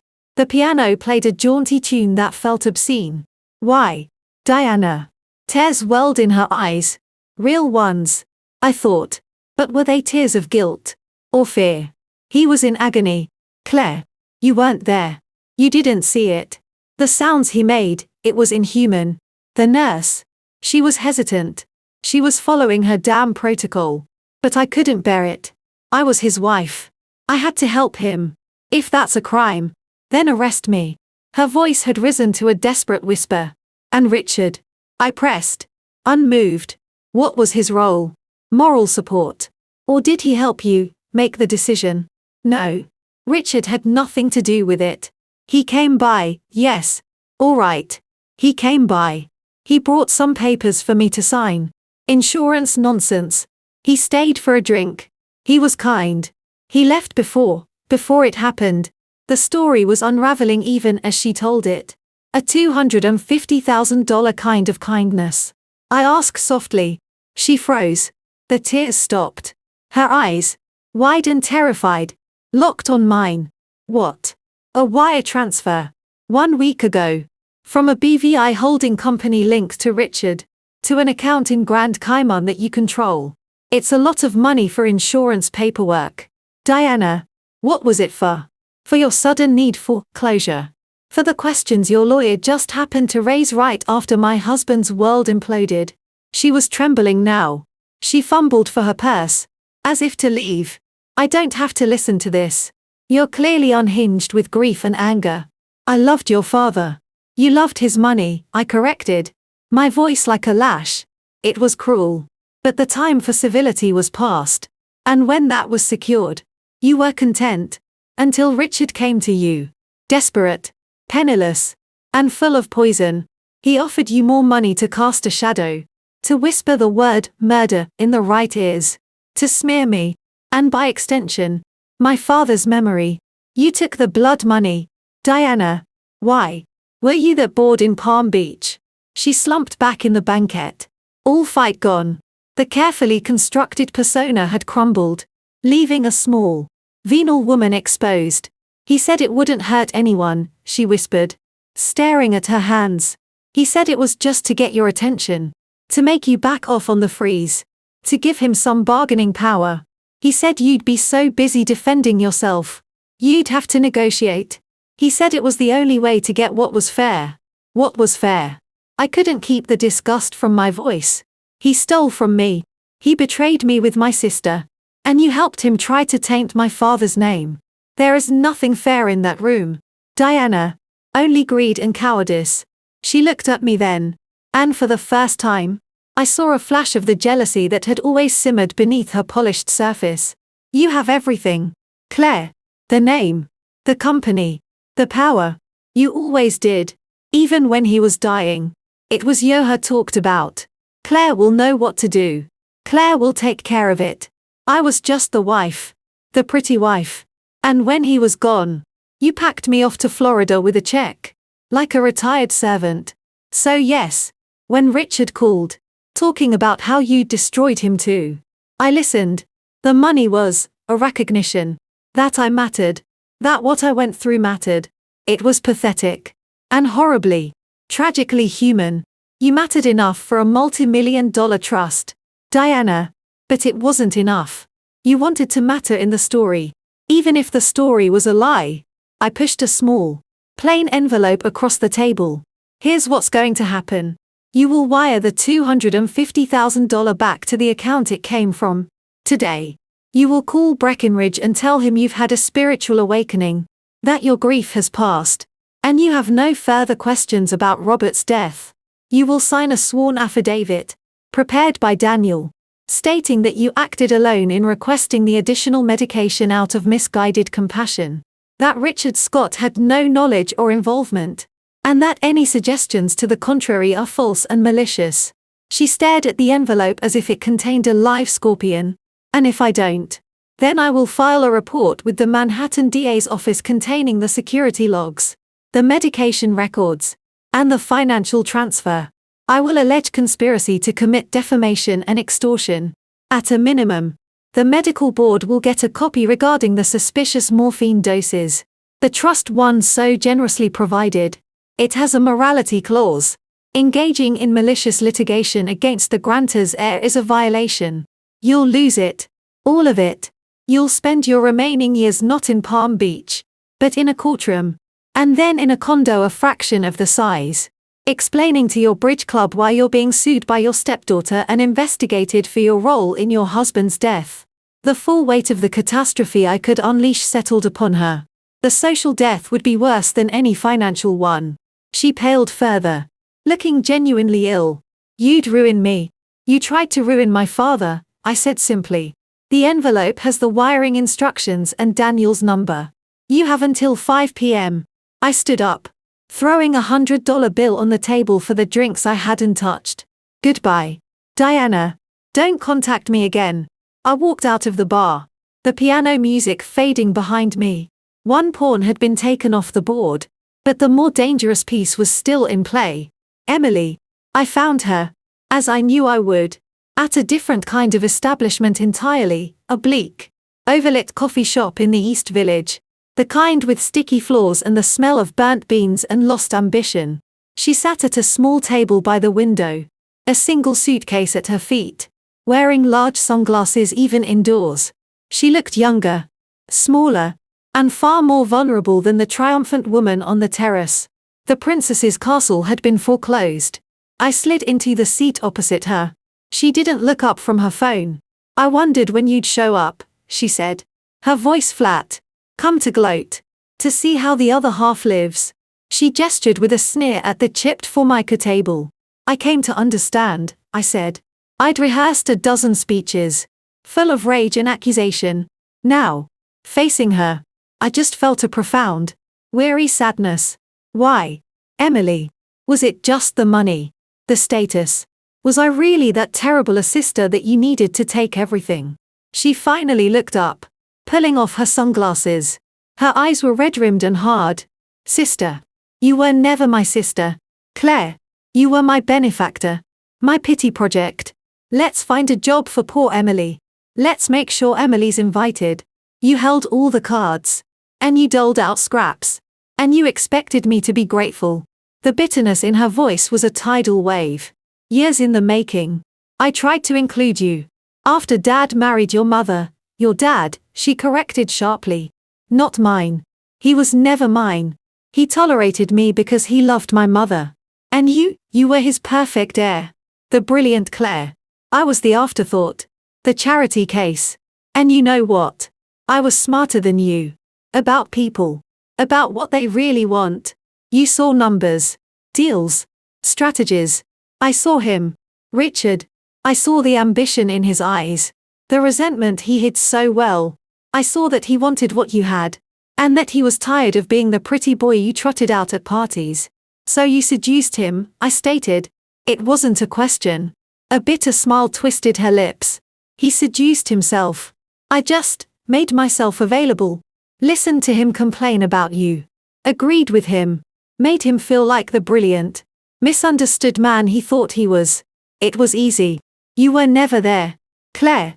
You were always at the office. Playing CEO. He was lonely. I was right there. The clinical way she described it, the transactional analysis of my marriage, made me nauseous. And the endgame. You thought he'd leave me for you. Become CEO with you as his trophy. Live happily ever after on my money. It was supposed be our money. She hissed, leaning forward. My mother married Robert Scott. That should have meant something. Not just for her. For me. But he left it all to you. Every last share. It wasn't fair. Richard was the one doing the work. And you were the one reaping the rewards. We deserved it. We were a team. A real team. Not some business arrangement like the two of you had. So it was a partnership, I said. The full picture becoming hideously clear. You provided the insider access. The emotional manipulation. He provided the position. The plan. And the plan was to push me out. A nervous breakdown. I quoted his recorded words back to her. She didn't even have the grace to look surprised. She just shrugged. A chillingly casual gesture. It happens. The pressure gets to everyone. You would have been well taken care of. Claire. A nice quiet sanitarium somewhere. Richard would have been a generous custodian of your assets. The bald audacity of it took my breath away. They hadn't just wanted an affair. They'd wanted a coup. My removal. My incarceration. My fortune. You're monstrous. I'm a realist, she shot back. You live in a fairy tale where being Robert Scott's daughter means you win. I live in the real world, where you take what you can get. And I was going to get it. Until you screwed it all up with your little power play. My power play, I repeated. A disbelieving laugh escaping me. You think freezing a traitor's assets and firing him is a power play. It's the consequence of your actions. Emily, the only play you left me. And now you have it all, she spat, her composure finally breaking, revealing the raw, seething envy beneath. Again, the company, the apartment, the moral high ground. And I have nothing. No job, no home, no money. Richard's probably going to jail for fraud or something. My mother is useless. So, congratulations, Claire. You win. Again. Is that what you wanted to hear? I looked at her. This girl I'd grown up with. This stranger. The jealousy had curdled into something toxic and all-consuming. There was no reaching her. No sisterly bond to salvage. There never had been. There's one thing I don't have, I said quietly. The truth about my father. That got her attention. A flicker of something. Fear. Calculation. In her eyes. What about him? Richard was in the apartment the night he died. Diana gave him extra morphine. And now, suddenly, Diana has questions. And a mysterious $250,000 from a Richard-linked account. You and Richard have been busy little bees. Haven't you? Spinning a new story. One where I'm not just a scorned wife. But maybe something worse. Emily's face went carefully blank. The skilled manipulator reasserting itself. I don't know what you're talking about. That's between you and Diana. But you know all about stories. Don't you? Emily. I pressed. You're the one who listens. The one who remembers. Richard told me it was all your idea. The proposal. The ultimatum. Was poisoning Diana's mind your idea too? Planting the seed about Dad. She held my gaze for a long moment. And then she smiled. It was a small, cold, triumphant smile. The smile of someone who still held a card. Richard talks too much when he's scared. But he's not entirely wrong. Diana was always suggestible. And she never liked you. She thought you were a cold little bitch who judged her. It wasn't hard to remind her of a few things. The late-night calls to the doctor. The way Robert's mind would wander. The things he'd say about being a burden. About wanting it to be over. My blood ran cold. What did he say? Oh, the usual things dying. Doped up people say, she said with a dismissive wave. But you put those snippets together with a double dose of morphine. A son-in-law in the next room. And an heiress on the other side of the world. It makes people wonder. Claire. It makes a very compelling narrative. She was enjoying this. She saw the horror dawning on my face. And it was her victory. Her small, poisonous piece of revenge. It's a lie, I whispered. The foundation of my world trembling. Is it? She asked. Her head tilted. Can you ever be sure? You weren't there. I was. Diana was. Richard was. We're the ones who know what really happened in that room. And let's just say, the official story is very clean. Very neat. Sometimes, life isn't neat. Claire. Sometimes, it's messy. And people do messy things for messy reasons. Like end suffering. Or clear a path. She stood up, picking up her suitcase. The audience was over. You took my future, Claire. So I guess it's only fair I take a piece of your past. Have fun living with the doubt. She walked out of the coffee shop, melting into the anonymous afternoon crowd. I sat there, frozen, the chill from her words seeping into my bones. She was right about one thing. She had taken something. Not the truth. I would burn the world down to find that. But my peace. The clean, righteous anger I'd felt was gone. Replaced by a gnawing, terrified doubt. What had happened in that room? I had neutralized Diana. But Emily was a loose cannon. Fueled by hatred and armed with insinuation. And Richard, desperate and broke, had nothing left to lose. The confrontation was over. The betrayal was laid bare. Uglier and more profound than I'd ever imagined. But the war for the truth, for my father's truth, had just entered its most dangerous phase. I couldn't just defend against their lies anymore. I had to attack. I had to find the proof that would bury their story forever. And I knew exactly where I had to start.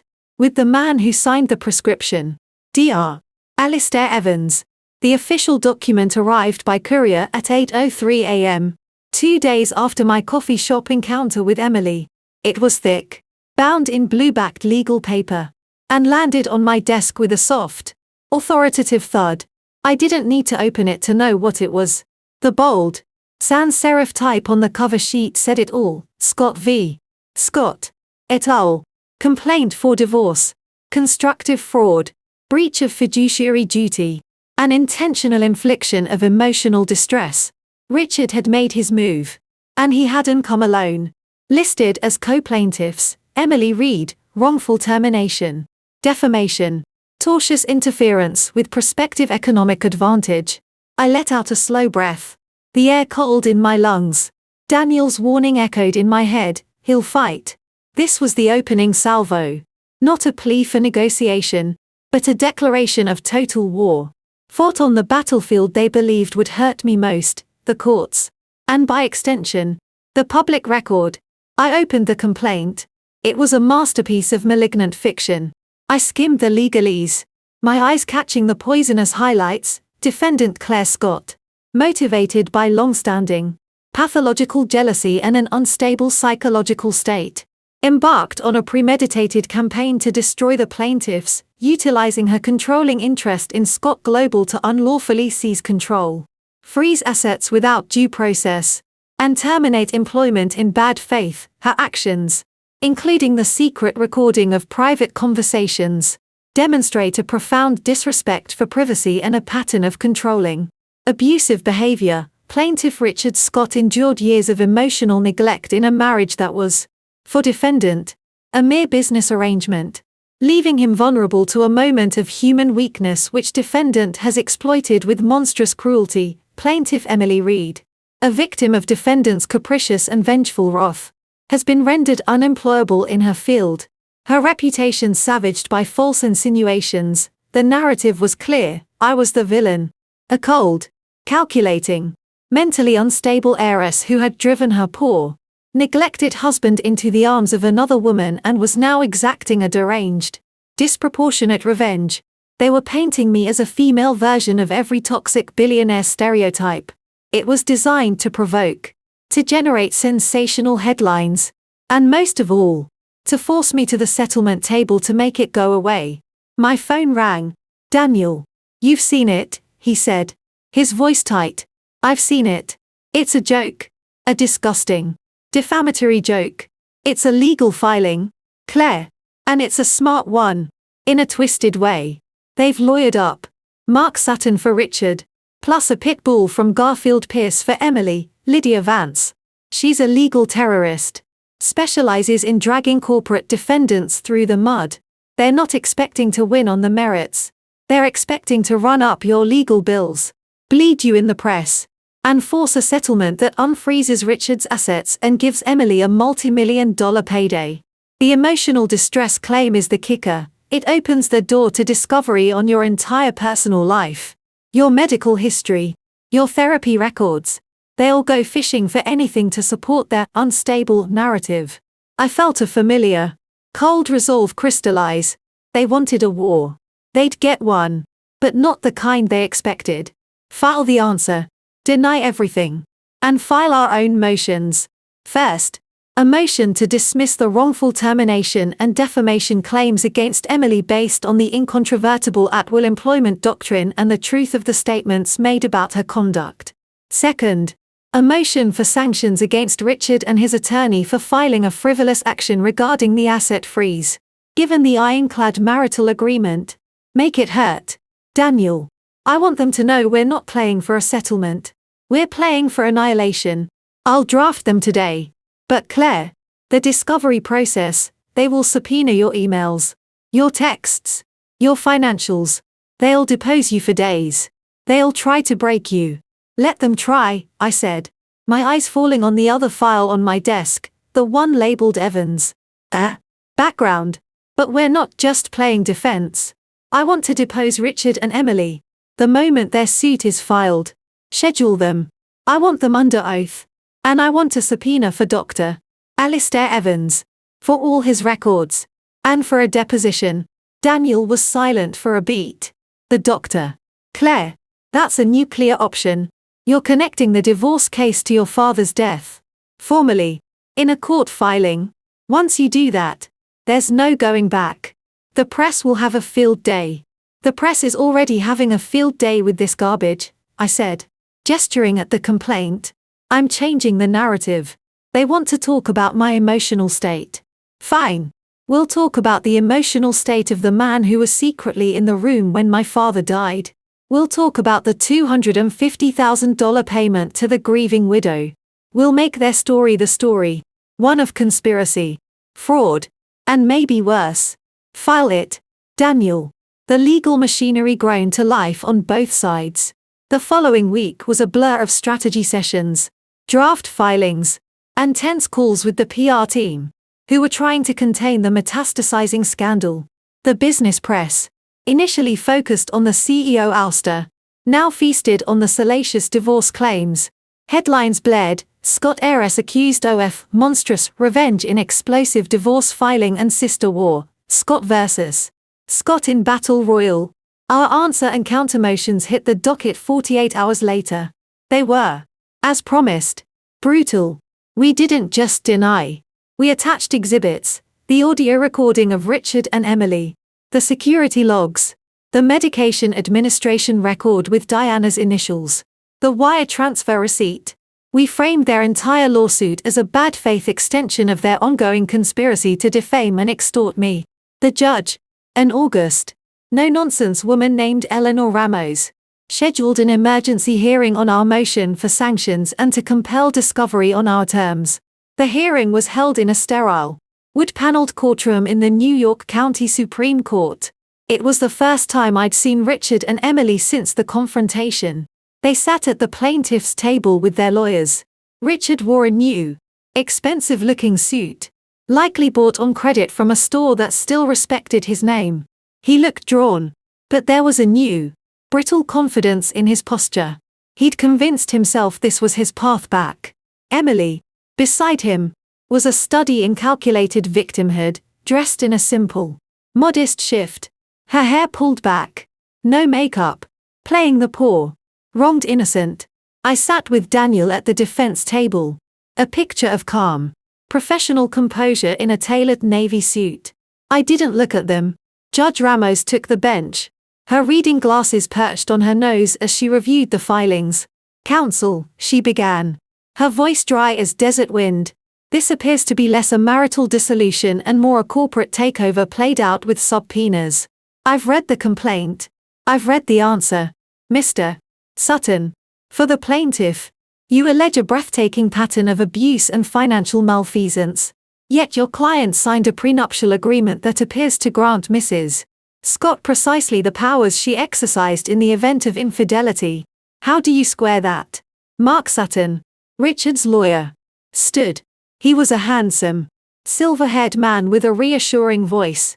Your Honor, the agreement was signed under duress. My client was in love. He was not given adequate time to review. The agreement is 12 years old. Counsel, Judge Ramos interrupted. He's had 12 years to challenge it. He didn't. Motion for sanctions regarding the asset freeze is denied at this time, as the validity of the underlying agreement is now in question. However, she continued, cutting off Sutton's triumphant nod, I am granting defendant's motion to dismiss the wrongful termination and defamation claims against Ms. Reed. The termination documentation appears to be in order, and truth is an absolute defense to defamation. Those claims are dismissed with prejudice. Emily's lawyer, Lydia Vance, shot to her feet. Your Honor, the damage to my client's reputation is a consequence of her own actions. As evidenced by the recording submitted by the defense, Judge Ramos said flatly, Ms. Reed is not an employee entitled to due process. She was an at-will employee terminated for cause. Claim dismissed. Now, on to the more unusual request. Mr. Roth. For the defense, you are seeking to depose a third-party physician, Dr. Alistair Evans, and subpoena his records, in what is ostensibly a divorce and employment matter. Explain yourself. Daniel stood, smooth and unflappable. Your Honor, the plaintiff's complaint places my client's mental and emotional state squarely at issue. In order to defend against these scurrilous claims, We must explore the origins of the extreme emotional distress my client has suffered. That distress is rooted not only in the marital betrayal, but in a growing body of evidence that suggests the plaintiffs have engaged in a campaign to manipulate the circumstances surrounding the death of her father, Robert Scott, to further defame and pressure her. The deposition of Dr. Evans, her father's treating physician, is directly relevant to understanding the full scope of the conspiracy and the severe emotional injury inflicted. Richard's head whipped around to stare at me, his eyes wide with shock and dawning terror. He hadn't expected this. He thought this was a fight about money and pride. He didn't realize I turned it into an inquest. Your Honor, this is a blatant fishing expedition. Sutton objected, his composure fraying. A shameful attempt to drag a grieving family's private tragedy into a sordid divorce to embarrass my client. The plaintiffs opened the door to private tragedies when they alleged my client is psychologically unstable, Daniel countered calmly. We are merely walking through it to show the cause of that instability, their own malicious actions. The security logs and financial transfer we've included show a troubling connection between Mr. Scott and events in Mr. Robert Scott's final hours. Dr. Evans's testimony is necessary to separate medical fact from malicious fiction. Judge Ramos peered over her glasses, her gaze shifting between the two tables. The courtroom was silent. This is highly unorthodox, she said slowly, and the potential for prejudice is significant. However, the defense has made a threshold showing of relevance. I will allow the deposition of Dr. Evans, limited strictly to his medical treatment of Robert Scott and his communications with the family regarding medication in the final week of life. The record subpoena is granted, with a protective order for patient privacy regarding any other individuals. Any attempt to stray into broader speculation will be met with swift sanctions. Do I make myself clear, Mr. Roth? Crystal clear, Your Honor. Good. I am also granting the defense's request to depose the plaintiffs first. Mr. Scott and Ms. Reed will make themselves available within 14 days. This case will not become a circus in my courtroom. We will proceed with order. And with speed. Next conference is in 30 days. I expect you all to have explored settlement by then. She banged her gavel. Adjourned. We stood as the judge left. The victory was partial, but critical. We had pierced their narrative and planted the seed of a far more dangerous one. We had also gotten the right to depose Evans. Richard stormed over, ignoring Daniel, his face a mask of fury. You insane bitch, he hissed, low enough for only me to hear. You're dragging your father's corpse into court. For what? To punish me. I turned to face him, my expression serene. No, Richard. To find out why you were in his apartment when he died. And what you and Diana talked about after you wrote her a check. The discovery is just beginning. I'll see you in your deposition. Under oath. I'd think very carefully about your answers. The color drained from his face. The brittle confidence shattered. He took a step back, bumping into the table. Emily was at his side, her victim act forgotten, her eyes blazing with pure hatred at me. But beneath the hatred, I saw it too, fear. They had thought the law was their weapon. Now they were realizing it was a double-edged sword. And I was driving the hilt into their hands. The legal war had begun. And I had just won the first crucial battle, the battle to define the territory. It was no longer just about our broken marriage. It was about a death in the family. And I intended to prove that the real monsters weren't in the boardroom, but in the bedroom next to a dying man. The Manhattan rain painted the city in streaks of blurred neon and greasy yellow light. Inside the sterile, fluorescent bright conference room of the DA's Economic Crimes Division, the only colors were the cold gray of the metal table and the pale blue of the files spread before me. I traded the boardroom for the war room. And the enemy was no longer just my husband, but the specter of a crime. Across from me sat Detective Vincent Caruso, a man built like a fire hydrant with a face that had seen every variety of human deceit. His partner, a sharp-eyed woman named Alvarez, leaned against the wall, observing. The air hummed with a different kind of tension, not corporate, but criminal. He'll deny it, Caruso said. His Brooklyn accent sandpaper rough. We've got the money trail, the $250,000 from the shell company to Diana. The consultancy fees from that same entity to Richard 3 years ago. We've got the security logs putting him in the apartment. We've got the medical anomalies. We've got motive out the wazoo. What we don't have is a witness. Diana Scott has clammed up tighter than a drum since you met with her. She returned the money, signed the affidavit. She's not talking. And without her saying he suggested or pressured her regarding the medication, it's all circumstantial, I finished. The familiar cold knot tightening in my stomach. He'll say he was there to support his stepmother-in-law. He'll say the money to Diana was an unrelated, belated gift. He'll say the medical dosing was a tragic error by a grieving woman. The worst he faces is a messy civil suit and looking like a bastard. Not a criminal.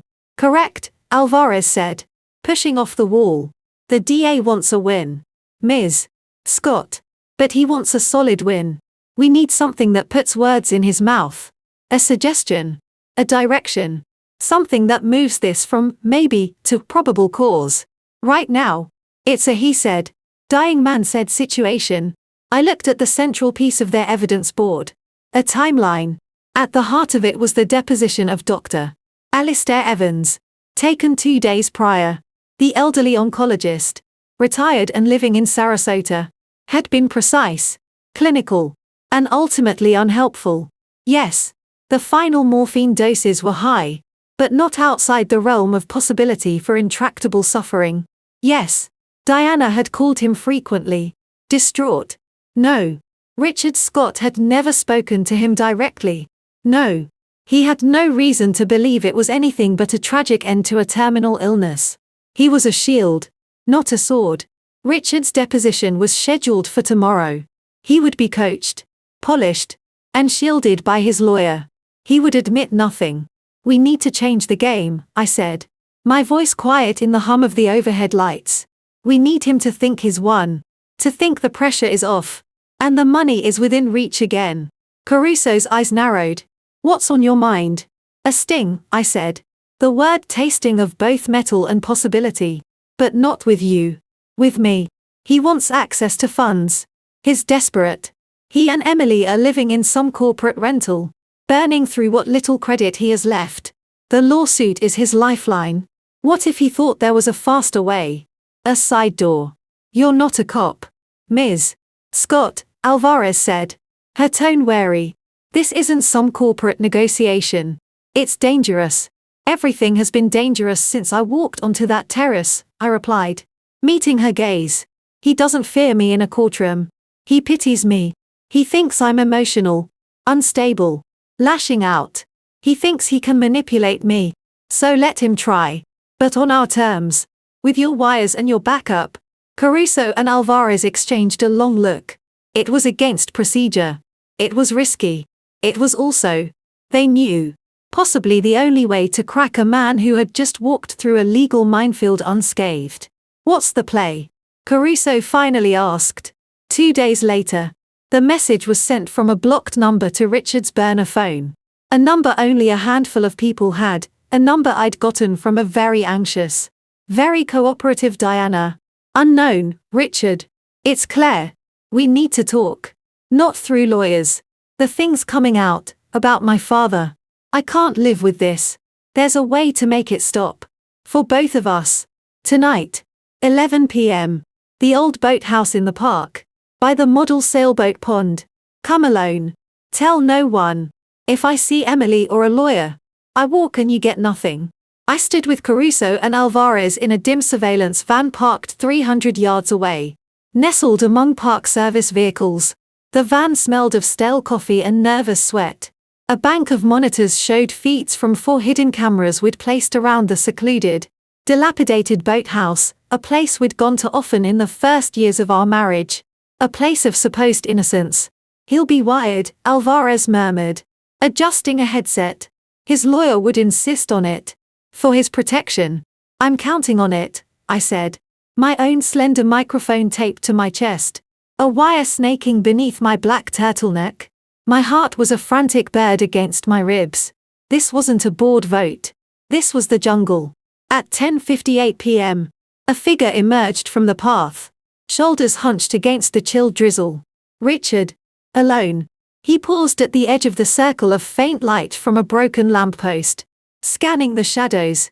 He looked gaunt. Haunted. But there was a new, feverish glint in his eyes. The glint of a gambler seeing his last chance. I stepped out of the deeper shadows of the boathouse entrance. I'd dressed down, jeans, boots, a worn leather jacket. I looked tired, vulnerable.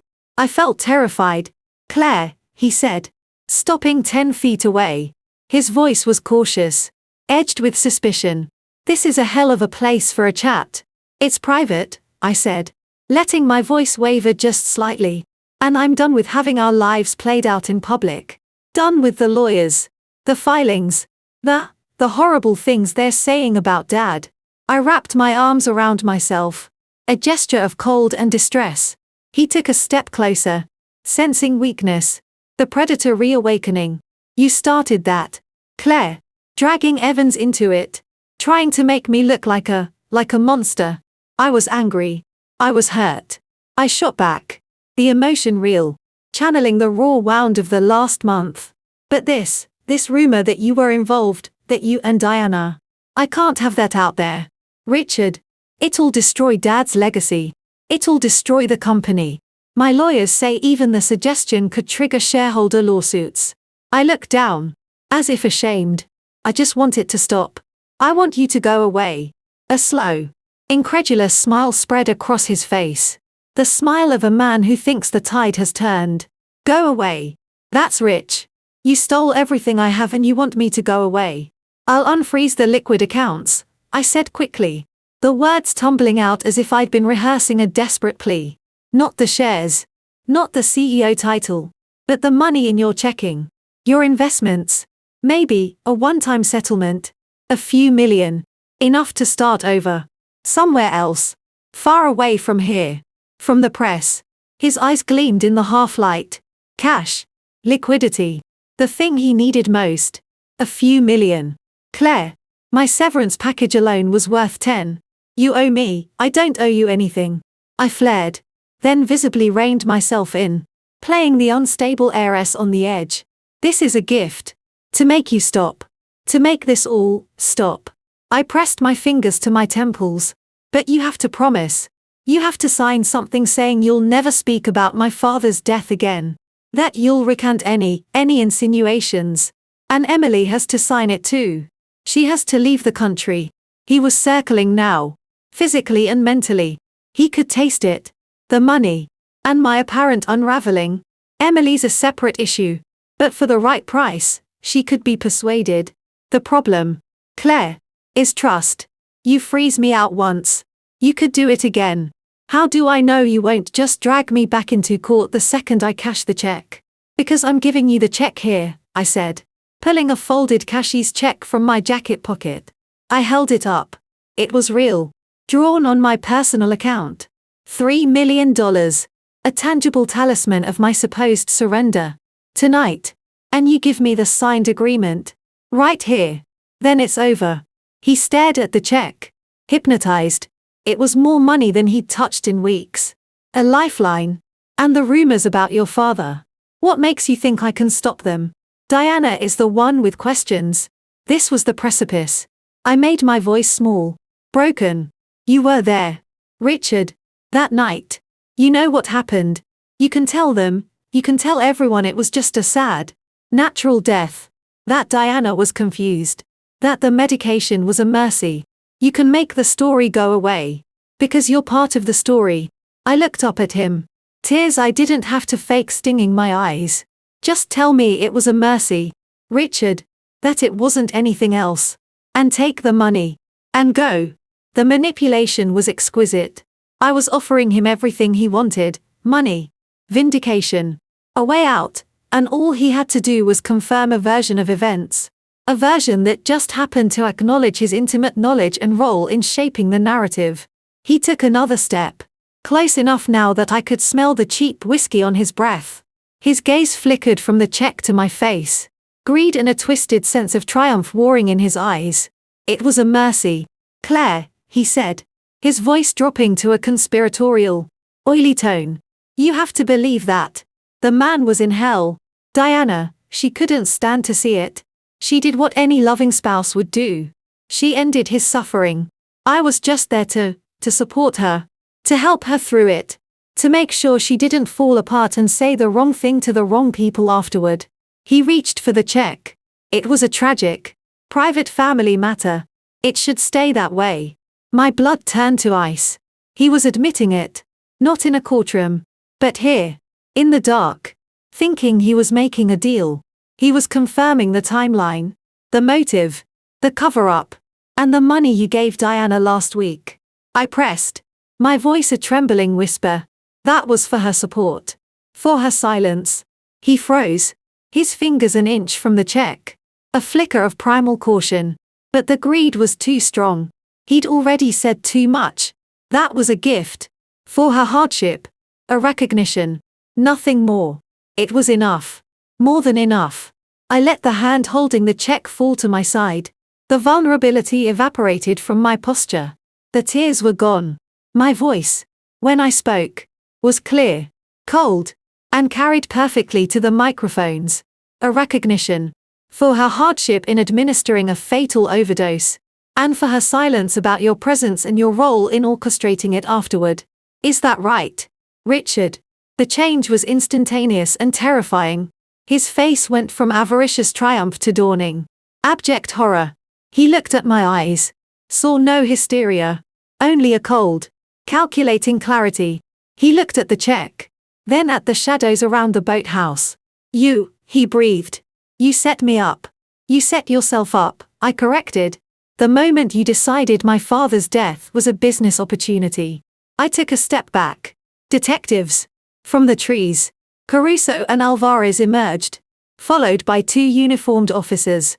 Their flashlights cut through the gloom, pinning Richard in their beams. He looked like a trapped animal, his eyes wide, darting for an escape that didn't exist. Richard Scott, Caruso intoned, his voice booming in the quiet glade. You are under arrest for conspiracy to commit fraud and solicitation to commit defamation. You have the right to remain silent. The rest of the Miranda rights were drowned out by Richard's roar of pure, undiluted rage. You bitch. Claire. You can't do this. It's a lie. It's all a lie. He took a stumbling step toward me, but the officers were on him, grabbing his arms, forcing them behind his back. The metallic click off the handcuffs was the most final sound I'd ever heard. As they led him, still shouting and cursing, toward the path. He twisted to look at me one last time. The hatred in his eyes was absolute. A fire that would burn for the rest of his life. But it was a fire contained, chained. Alvarez walked over to me, holding an evidence bag. She carefully took the cashier's check from my numb fingers. We'll need this. And the recording is crystal. He confirmed presence, motive, knowledge of the overdose. And the payoff. It's not a murder confession, but conspiracy to obstruct justice and defraud. A jury will eat it up. Especially with the financial records. He's looking at real time. I just nodded. The adrenaline crash leaving me shaky and hollow. It was over. The final move had been played. And I had won. I had protected my father's name. And in doing so, I had destroyed the man who tried to steal it. For weeks later, the early autumn sun was sharp and clean over the Berkshire Hills. I stood alone before a simple granite headstone in a small, private cemetery. Robert Rock Scott, beloved father. Visionary, the mountain, not the ledge. I placed a single white stone, a tradition he'd loved from a long-ago trip to Jerusalem, on the top of the headstone. I'm sorry, Dad, I whispered, the wind carrying my words away. Sorry I let the wolf into the fold. Sorry I didn't see it sooner. I knelt, the damp grass soaking through the knees of my trousers. But I saw him off the ledge. For good. The company is safe. Your name is clean. The legal aftermath was still unfolding. Richard, out on an exorbitant bail funded by a shady benefactor I suspected was Emily's last-ditch effort, was facing a litany of charges. His life was a web of depositions, hearings, and looming prison time. Emily had fled the country, her whereabouts unknown. a civil judgment hanging over her like a sword. Diana, shielded by her affidavit and returned money, had retreated into permanent, silent exile. I had won. I had my company, my home, my name. The mountain was secure. But as I stood there in the quiet, among the stones of the dead, I felt the vast, echoing cost of the victory. The trust that was shattered, the family that was broken, the love that had curdled into a weapon. I was alone. Truly, profoundly alone. A figure appeared at the edge of the cemetery, waiting respectfully by the wrought iron gate. It was Sarah. In her hand, she held a tablet. Even here, the world didn't stop. The mountain required constant tending. I took a final, deep breath of the pine-scented air. I touched the cool granite of my father's headstone once more. Then I turned my back on the silence of the dead, straightened my shoulders, and walked toward the gate, toward the woman, the tablet, and the waiting, relentless future. The last dance was over. A new, solitary movement was about to begin.